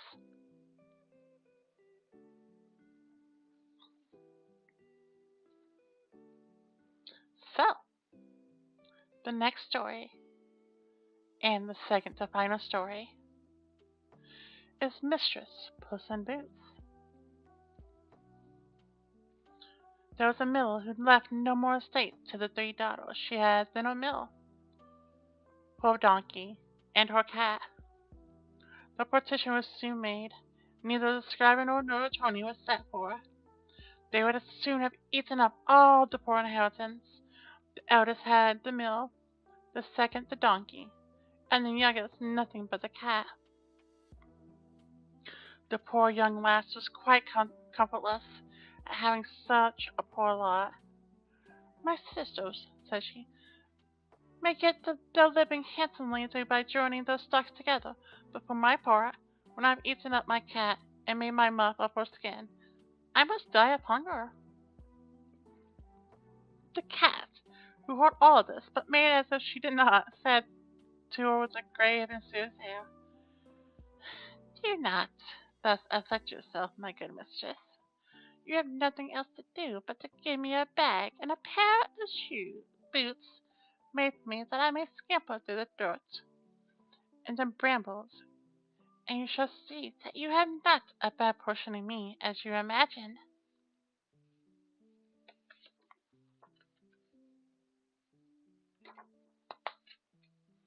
The cat's mistress did not build very much upon what she said. She had, however, often seen her play a great many cunning tricks to catch rats and mice, as when she used to hang by the heels, or hide herself in the mill and make as if she were dead, so that she did not altogether despair of her affording her some help to her miserable condition. When the cat had what she asked for, she booted herself very gallantly, and putting her bag about her neck, she held the strings of it in her 2 forepaws, and went into the room where was a great abundance of rabbits. She put bran and sow and thistle into her bag, and stretching out a list as if she had been dead, she waited for some young rabbits, not yet quite acquainted with the teeth of the ward, to come and rummage her bag for what she had put into it. Scarce was she lain down, but she had what she wanted. A rash and foolish young rabbit jumped in her bag, and Madam Puss immediately drawing and closed the bag, took it and killed her without pity. Proud of her prey, she went with it to the palace and asked to speak with her majesty. She was shown upstairs into the queen's apartment, and making low reverence, said to her, I have brought you, ma'am, a rabbit of the warren, which my noble lady, Marchioness of Cabarrus, for that was the title which Puss was pleased to give her mistress, has commanded me to present your majesty for her. Tell thy mistress, said the queen, that I thank her, and that she does me a great deal of pleasure. Another time she went and hid herself among some standing corn, holding still her bag open, and with a brace of partridges ran into it, she drew the strings, and so she caught them both. She went and made a present of these to the queen, as she had done with the rabbit which she took in the warren. The queen, in a like manner, received the partridges with great pleasure, and ordered her some money to drink.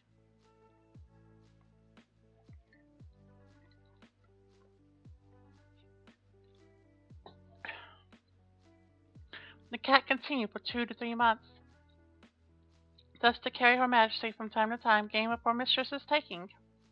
One day in particular, when she knew for certain that she was to take the air along the roadside, with the sun, the most beautiful prince in the world, she said to her mistress, "If you will follow my advice, your fortune is made. You have nothing else to do but go and wash yourself in the river, in the part I shall show you, and leave the rest to me." The Marchioness of Cabarrus did what the cat advised her to. Without knowing why or wherefore, while she was washing, the queen passed by, and the cat began to cry out, "Help! Help! My lady Marchioness of Cabarrus is going to be drowned."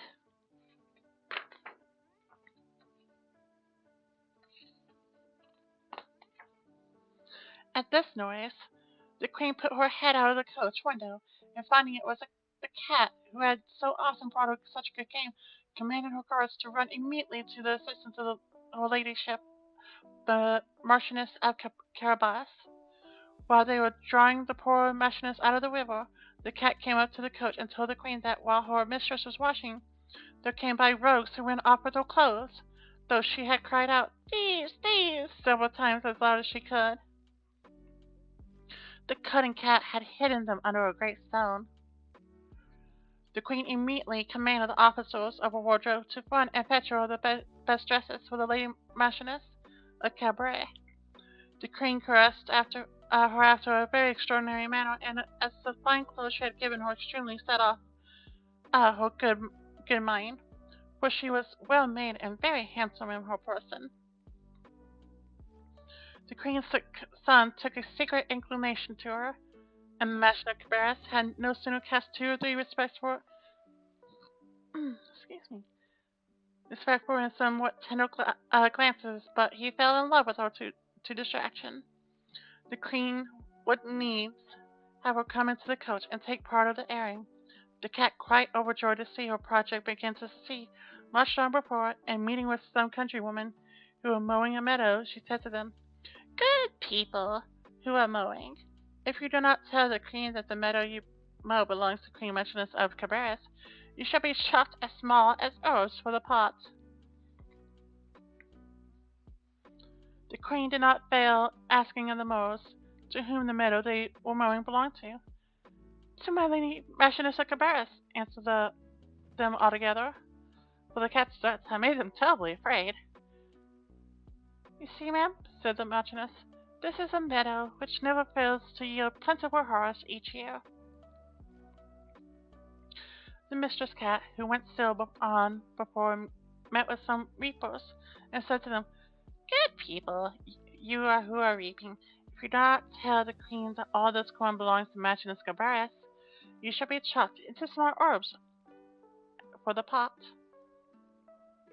Eh.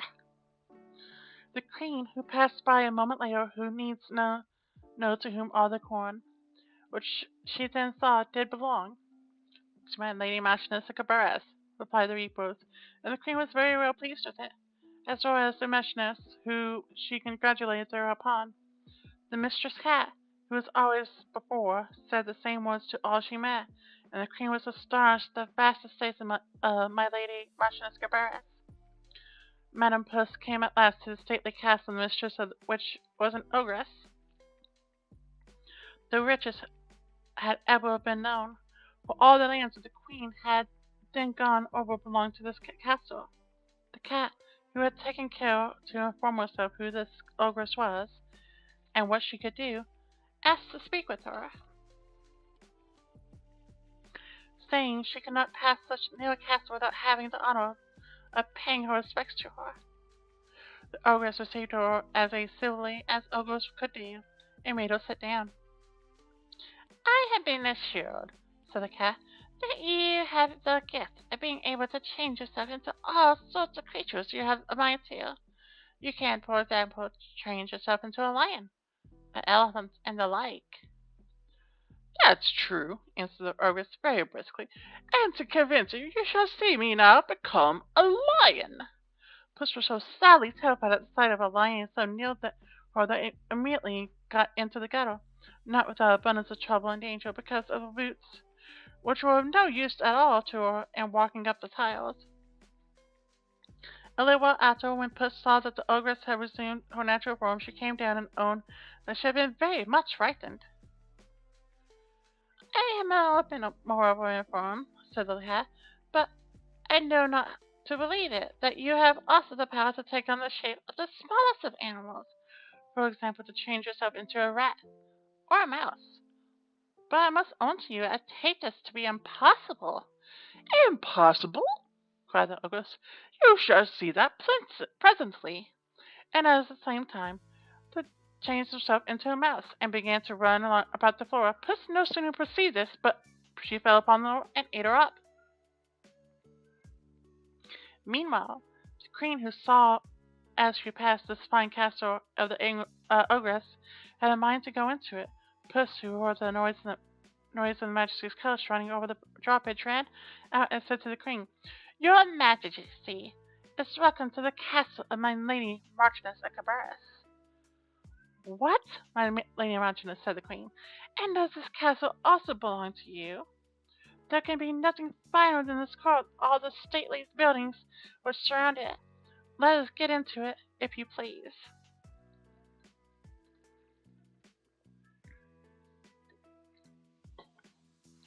The Marchioness gave her hand to the prince and followed the queen, who went first. They passed into the spacious hall, where they found a magnificent collation, which the ogress had prepared for her friends, who were that very day to visit her, but dared not enter, knowing the queen was there. Her Majesty was perfectly charmed with the good qualities of my Lady Marchioness of Cabarrus, as was her son, who had fallen violently in love with her, and seeing the vast estate she possessed, said to her after having drunk 5 or 6 glasses, "I will be owning to you yourself only, my Lady Marchioness, if you are not my daughter-in-law." Wait a moment. I think that was the wrong voice.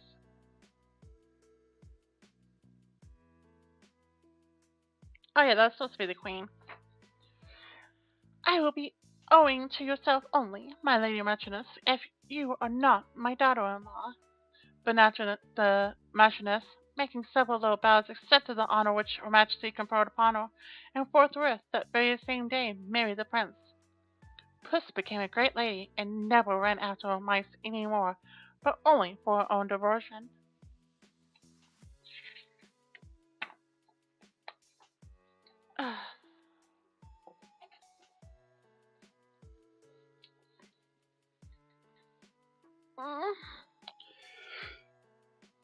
We're down to the last story, y'all.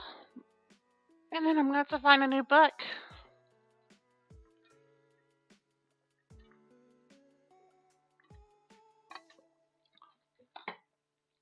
Maybe I should find some spooky stories. What do you think?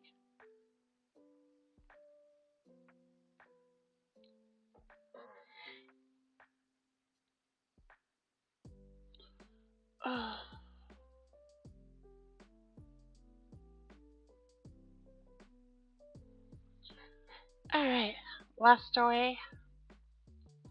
Let me check when the next ad break's supposed to be.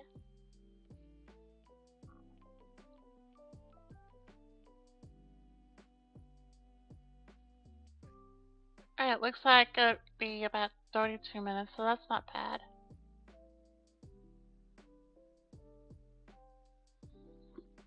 Sure, I'll take suggestions.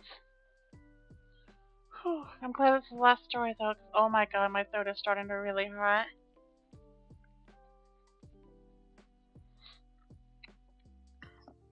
Nearly non-stop talking for over 2 hours and all these voices. Whew, oh my goodness. It's a lot of strain. There was once a man who wanted to have quite. Oh, the story is Thumbelin, a gender version of Thumbelina. There was once a man who wanted to have a quite and tiny little child, but he did not know where to get one. So one day he went to the old wizard and said to him, "I should so much like to have a tiny little child. Can you tell me where I can get one?" "Oh, well, we have just got one ready," said the wizard. "Here is a barley corn for you, but it's not the kind the farmer sows in a field or feeds the hens or roosters with. I can tell you, put it in a flower pot and then you will see something happen. Sure. Oh, thank you, said the man, And gave the wizard a shilling, for that was what it cost. Then, by the way, for those that don't know, a shilling would be equivalent to 5 cents for us. Well, back then it would have been 5 cents. Now it would probably be $50. Yeah, I think that's about right. Ooh, I love this song. What a beautiful flower! Exclaimed the man, and he kissed the red and yellow petals. But as he kissed them, the flower burst open. It was a real tulip, such as one can see any day. But in the middle of the blossom, on the green velvety petals, sat a little boy, quite tiny, trim, and pretty. He was scarcely half a thumb in height, so he called him Thumbelin. An elegant, polished walnut shell served Thumbelin as a cradle, but the blue petals of a violet was his mattress, and a rose leaf his coverlid. There he lay at night, but in the daytime he used to play about on the table.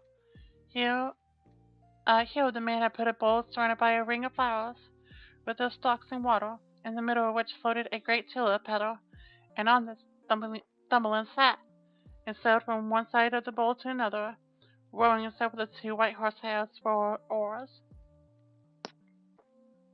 It was such a pretty sight.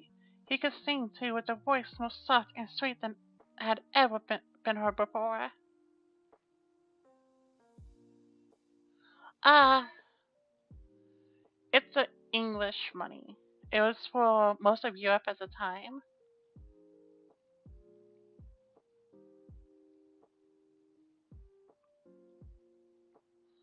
One night, when he was lying in his pretty little bed, an old toad crept through the broken pane in the window. He was very ugly and clumsy and clammy. He hopped to the table where Thumbelin lay asleep under the red rose leaf. This would make a beautiful husband for my daughter, said the toad, taking up the walnut shell with Thumbelin inside, and hopping with it through the window into the garden. There flowed a great wide stream, with slippery and marshy banks. Here the toad lived with his daughter. Ugh, how ugly and clammy she was, just like her father. Grrrp, grrrp, grrrp, was all she could say when she saw such a pretty little boy in the walnut shell. Don't talk so loud, you'll wake him, said the old toad. He might escape us even now. He is as light as a feather. We will put him at once on a broad water lily leaf in the stream. That would be quite an island for him. He is so small and light, he can't run away from us. Sneeze. Whilst we are preparing the guest chamber under the marsh where he shall live. Outside in the brook grew many water lilies, with broad green leaves which looked as if they were swimming about on water. The leaf farthest away was the largest, and so this is the one that Toad swam with Thumbelin in his walnut shell. The tiny Thumbelin woke up very early the next morning, and when he saw where he was, began to cry bitterly, for on every side of the great green leaf was water, and he could not get to the land. The old Toad was down under the marsh, just decorating his room with rushes and yellow marigold leaves, to make it very grand for his new son-in-law. Then he swam out with his ugly daughter to the leaf where Thumbelin lay. He wanted to fetch the pretty cradle to put it into his room before Thumbelin himself came there. The old toad bowed low in the water before him and said, Here is my daughter. You shall marry her and live a great magnificent down under the marsh. Grop, grop, grop, was all the daughter could say. They took the neat little cradle and swam away with it, but Thumbelin sat alone on the lily pad, on the great green leaf, and wept, for he did not want to live with this climbing toad or marry his daughter. The little fishes swimming about him under the water had seen the toad quite plainly, and heard what he had said. So they put their heads up to seize the little boy. When they saw him, they thought he was so pretty that they were very sorry he should go down with the ugly toad to live. No, that must not happen. They assembled in the water round the green stalk which supported the leaf on which he was sitting, and nibbled the stem into two. Away floated the leaf down the stream, bearing Thumbelin far beyond the reach of the toad. On he sailed past several towns, and the little bird sitting in the bushes saw him and sang, "What a pretty little boy!" The leaf floated farther and farther away. Thus Thumbelin left his native land. A beautiful little white butterfly floated above him, and at last settled on the leaf. Thumbelin pleased her, and he too was delighted, for now the toads could not reach him. And it was so beautiful where he was traveling that the sun shone on the water and made it sparkle like the brightest silver. He took off his sash and tied one end around the butterfly, the other end he fastened to the leaf, so that now it glided along with him faster than ever. A great rooster came flying past, and she caught sight of Thumbelina. In a moment, put her arms around his slender waist, and had flown off with him to a tree. The green leaf floated away down the stream, and the butterfly with it, for she was fastened to the poor leaf, and could not get it loose from it. Oh dear, how terrified the poor little Thumbelina was when the rooster, I don't know what this bird is, so I'm just going to keep calling it rooster, flew off with him to the tree.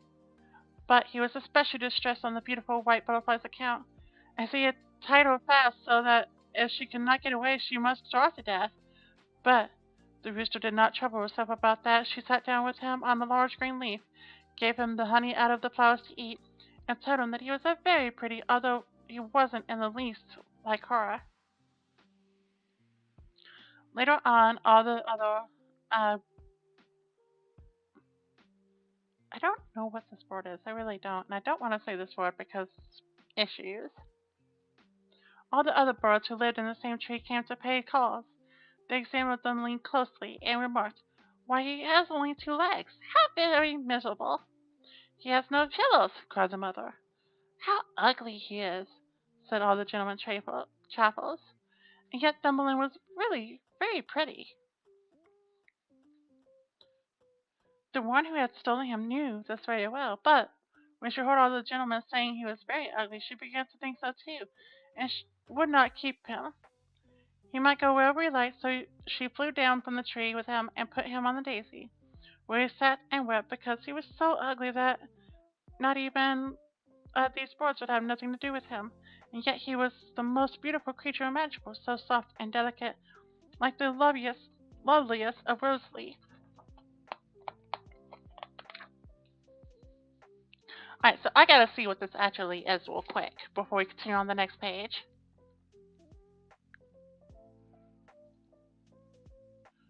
Because it is going to drive me nuts.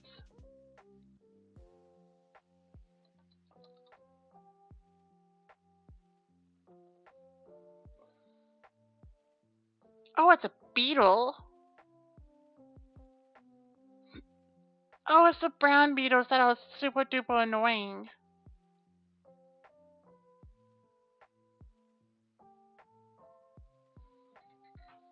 And they kind of look like roaches. Completely and utterly yucky.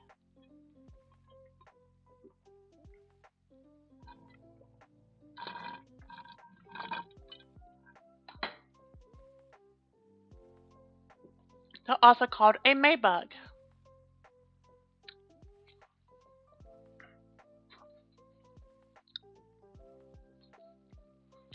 The whole summer, poor little Thumbelin lived alone in the great wood.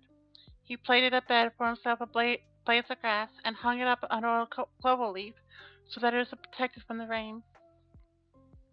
He gathered honey from the flowers for food, and drank the dew on the leaves every morning. Thus the summer and autumn passed, but then came winter. The long, cold winter. All the birds who had sung so sweetly about him had flown away. The trees shed the leaves, and the flowers died. The great clover leaf which he had lived coiled up to nothing, and nothing remained of it but the withered stalk. He was terribly cold, for his clothes were ragged, and he himself was so small and thin. No, they do not look like water bugs.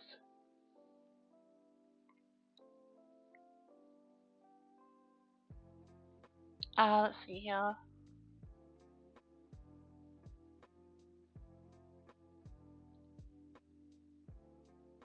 That's what they look like.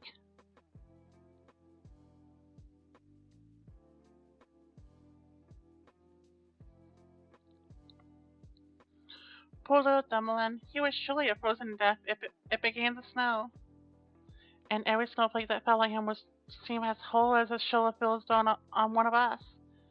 For we are so big, and he was only an inch high. He wrapped himself around it in a dead leaf, but it was torn in the middle and gave him no warmth. He was trembling with cold. Just outside the wood, where he was now living, lay a great cornfield, but the corn had been gone a long, long time. Only a dry, bare stubble was left standing in the frozen ground. This made a forest for him to wander about in, and all at once he came across the door of a field mouse, who had a little hole under a cornstalk. There the mouse lived, warm and snug, with a storeroom full of corn, a splendid kitchen, and a dining room. Poor little Dumoulin went up to the door and begged for a little piece of barley, for he had not had anything to eat for at least 2 days. "Tell little creature," said the field mouse, who was a kind-hearted old thing at the bottom, "come into a warm room and have a dinner with me." As Dumoulin pleased him, he said, "As far as I am concerned, you may spend the winter with me, but you must keep my room clean and tidy, and tell me stories, for I like that very much." And Dumoulin did all these kind things that the field mouse asked, and did it remarkably as well. "Now I'm expecting a visitor," said the field mouse. "My neighbor comes to call on me once a week. She's in better circumstances than I am, has a great big rooms, and wears a fine black velvet coat. If you could only marry her, you could be well provided for, but she is blind. You must tell her all the prettiest stories you know." But Dumoulin did not trouble his head about her, for she was only a mole. She came and paid him a visit in a black velvet coat. "She is so rich and so accomplished," the field mouse told her. "Her house is 20 times larger than mine. She possesses great knowledge, but she cannot bear the sun and the beautiful flowers, and speaks slightly of them, for she has never seen them." Dumoulin had to sing to her, so he sang to her, gentleman bird, fly away home," and other songs so prettily that the mole fell in love with him. But she did not say anything. She's a very cautious woman. In a short time before she had dug a long passage through the ground from her house to that of her neighbor. In this she gave the field mouse and Dumoulin permission to walk as often as they liked. But she begged them not be afraid of the dead bird that lay in the passage. It was a real bird with a beak and feathers, and must have died a little time ago, and now lay buried just where she had made her tunnel. The mole took a piece of the rotten wood in her mouth, for that glows like fire in the dark, and went in front, lighting them through the long passageway. When they came to the place where the dead bird lay, the mole put her broad nose against the ceiling and pushed a hole through so that the daylight could shine down. In the middle of the path lay a dead swallow. Her pretty wings pressed close to her side, her claws and head drawn under the feathers. The poor bird had evidently died of cold. Dumoulin was very sorry, for he was very fond of all little birds that had sung and twittered so beautifully to him all through the summer. But the mole kicked her with her bandy legs and said, "Now she can't sing any more. It must be miserable to be a frail little bird." Boo! Outbreaks in progress, but I'm thankful that none of my children are birds. Birds always starve in the winter. "Yes, yes, you seem like a sensible woman," said the field mouse. That's a bird in spite of all the singing in the winter time. She must starve and freeze, and that must be very pleasant for her, I must say. Thumbling did not say anything, but when the other two had passed on, he bent down to the bird, brushed aside the feathers from her head, and kissed her eyes gently. Perhaps it was she, she that sang to me on a prettily in the summer. He thought, how much pleasure she did give me, dear little bird. The mole closed up the hole again which let in the light, and then escorted the gentleman home. But Thumbelin could not sleep that night, so he got out of bed and plaited a great big blanket of straw, and carried it off and spread it over the dead bird, and piled upon it thistle down as soft as cotton wood, a wool which he had found in the field mouse's room, so that the poor little thing should lie warmly buried. Farewell, pretty little bird, he said. Farewell, and thank you for the beautiful songs in the summer, when the trees were green and the sun shone warmly on us. Then he laid his head against the bird's heart, but the bird was not dead. She had been frozen. But now he had warmed her. She was coming to life again. In autumn the swallows fly away to foreign lands, but there are some who are late in starting, and then they get so cold that they drop down as if dead, and the snow comes and covers them over. Thumbelin trembled, he was so frightened, for the bird was very large in comparison to himself, who was only an inch high. But he took courage, piled up the door down more closely over the poor swallow, pressed his own crumbled lid, and laid it over the head. Next night he cries out again to her. There she was alive, but very weak. She could only open her eyes for a moment and look at Thumbelin, who was standing in front of her with a piece of rotten wood in her hand, for he had no other lantern. Thank you, pretty little child, said the straw to him. I am so beautifully warm. Soon I shall regain my strength, and then I'll be able to fly out again in the warm sunshine. Oh, he said, it is very cold outside. It is snowing and freezing. Stay in your warm bed. I will take care of you. Then he brought her water in a paddle, which she drank, after which she related to him how she had torn one of her wings on a bramble, so that she could not fly as fast as the other swallows, who had flown far away to warmer lands.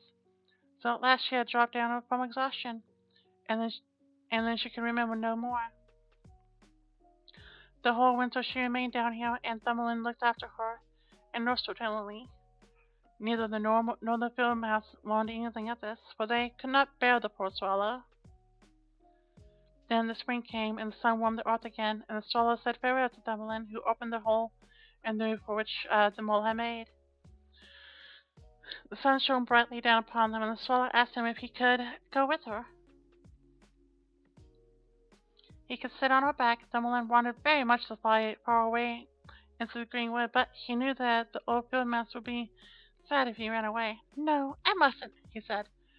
Very well, good little boy, said the swallow, and flew off into the sunshine.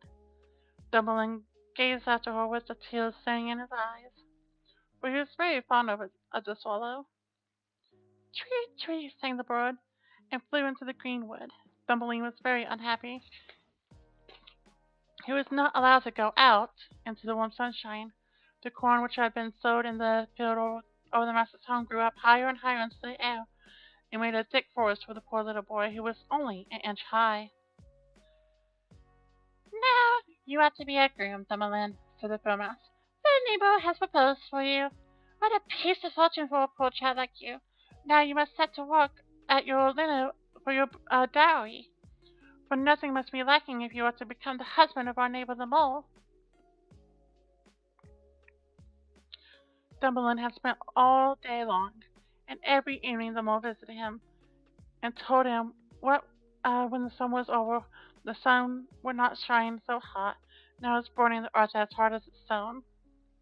Yes, when the summer was past, they would keep the wedding, but he was not all pleased about this, for he did not like the stupid mole. Every morning when the sun was rising, and every evening when it was setting, he would steal out of the house door, and When the breeze parted the ears of corn so that he could see the blue sky through them, he thought how bright and beautiful it must be outside, and longed to see his dear swallow again. But she never came. No doubt she had flown far away into the great green wood. By autumn, Thumbelin had finished the dowry. "In 4 weeks you'll be married," said the field mouse. "Don't be obstinate, or I shall bite you with my sharp white teeth. You'll get a fine wife. The Queen herself has not such a velvet coat. Her storeroom and cellar are full, and you should be thankful for that." Well, the wedding day arrived. The mole had come to fetch Thumbelin to live with her deep down under the ground, never to come out into the warm sun again. But that was what she didn't like. The poor little boy was very sad, for now he must say good-bye to the beautiful sun. "Farewell, bright sun," he cried, stretching out his arms towards it, and taking another step outside the house, where now the corn had been reaped, and only the dry stubble was left standing. "Farewell, farewell," he said, and put his arms around the great red flower that grew there. "Give my love to the dear swallow when you see her." "Tweet, tweet," sounded Nancy all at once. He looked up, and there was a swallow crawling past. As soon as she saw Thumbelin, she was very glad. He told her how unwilling he was to marry the ugly mole, and then he had to live underground where the sun never shone, and he could not help bursting into tears. "The cold winter is coming to us now," said the swallow. "I must fly away to warmer lands. Will you come with me?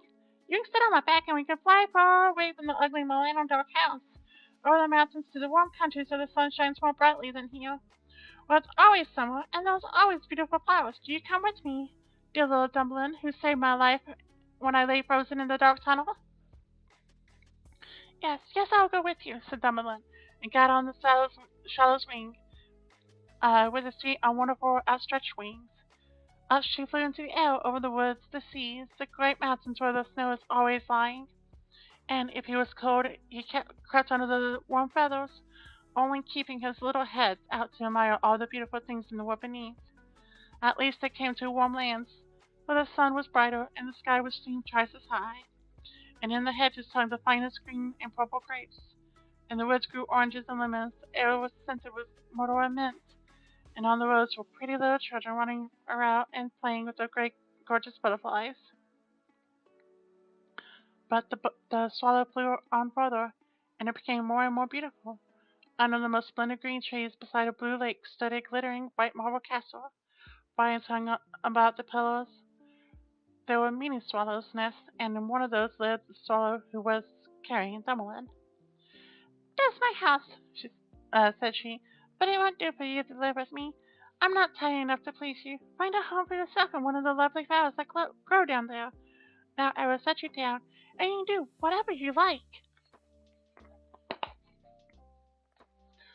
"Well, that's splendid," said he, clapping his little hands. There lay a great white marble column which had fallen to the ground and broken into 3 pieces, but between these grew the most beautiful of white flowers. The swallow flew down with Thumbelin and set him down upon one of the broad leaves, but there, to his astonishment, he found a tiny little woman sitting in the middle of the flower, as white and as transparent as if she was made of glass.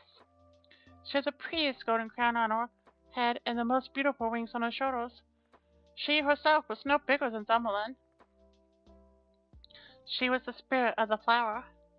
In each blossom there dwelt a tiny woman or man, but this one was the queen over the others. "How handsome she is!" whispered Thumbelin to the swallow.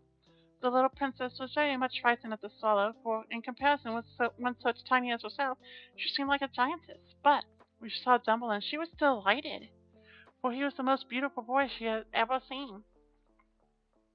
So she took her golden crown from off her head and put it on his, asking his name and if he would be her husband, and then he would be a king of all the flowers.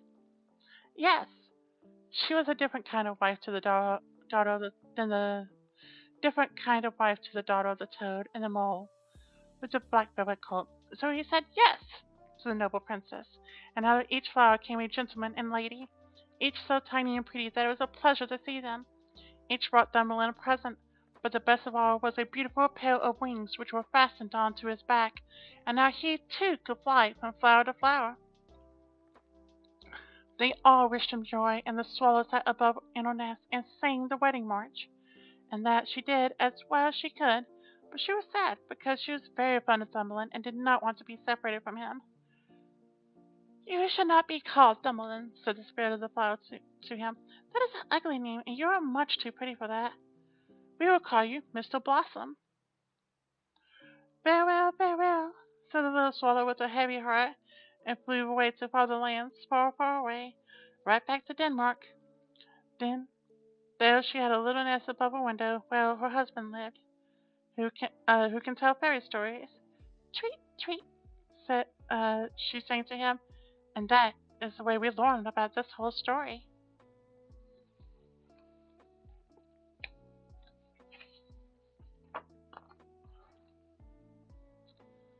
All right, and that's, my good patrons, is the end of that book. I really hope that you enjoyed it. Again, that was called Gingerstrop Fairy Tales by Carrie Friendsmith and Jonathan Plackett. And then, of course, I was the reader. I hope I did an adequate job and that it was to your liking. And yeah, I think that was going to be all for it today. I have dozens of books, so I will find one for us to read next week. And maybe, just maybe, I can keep this up as a weekly thing. We'll see. Holiday seasons are coming. Things are just getting busier, so we'll see. But until then, have a great rest of your day, and sleep of kind and dream of fine fairy tales. Goodbye.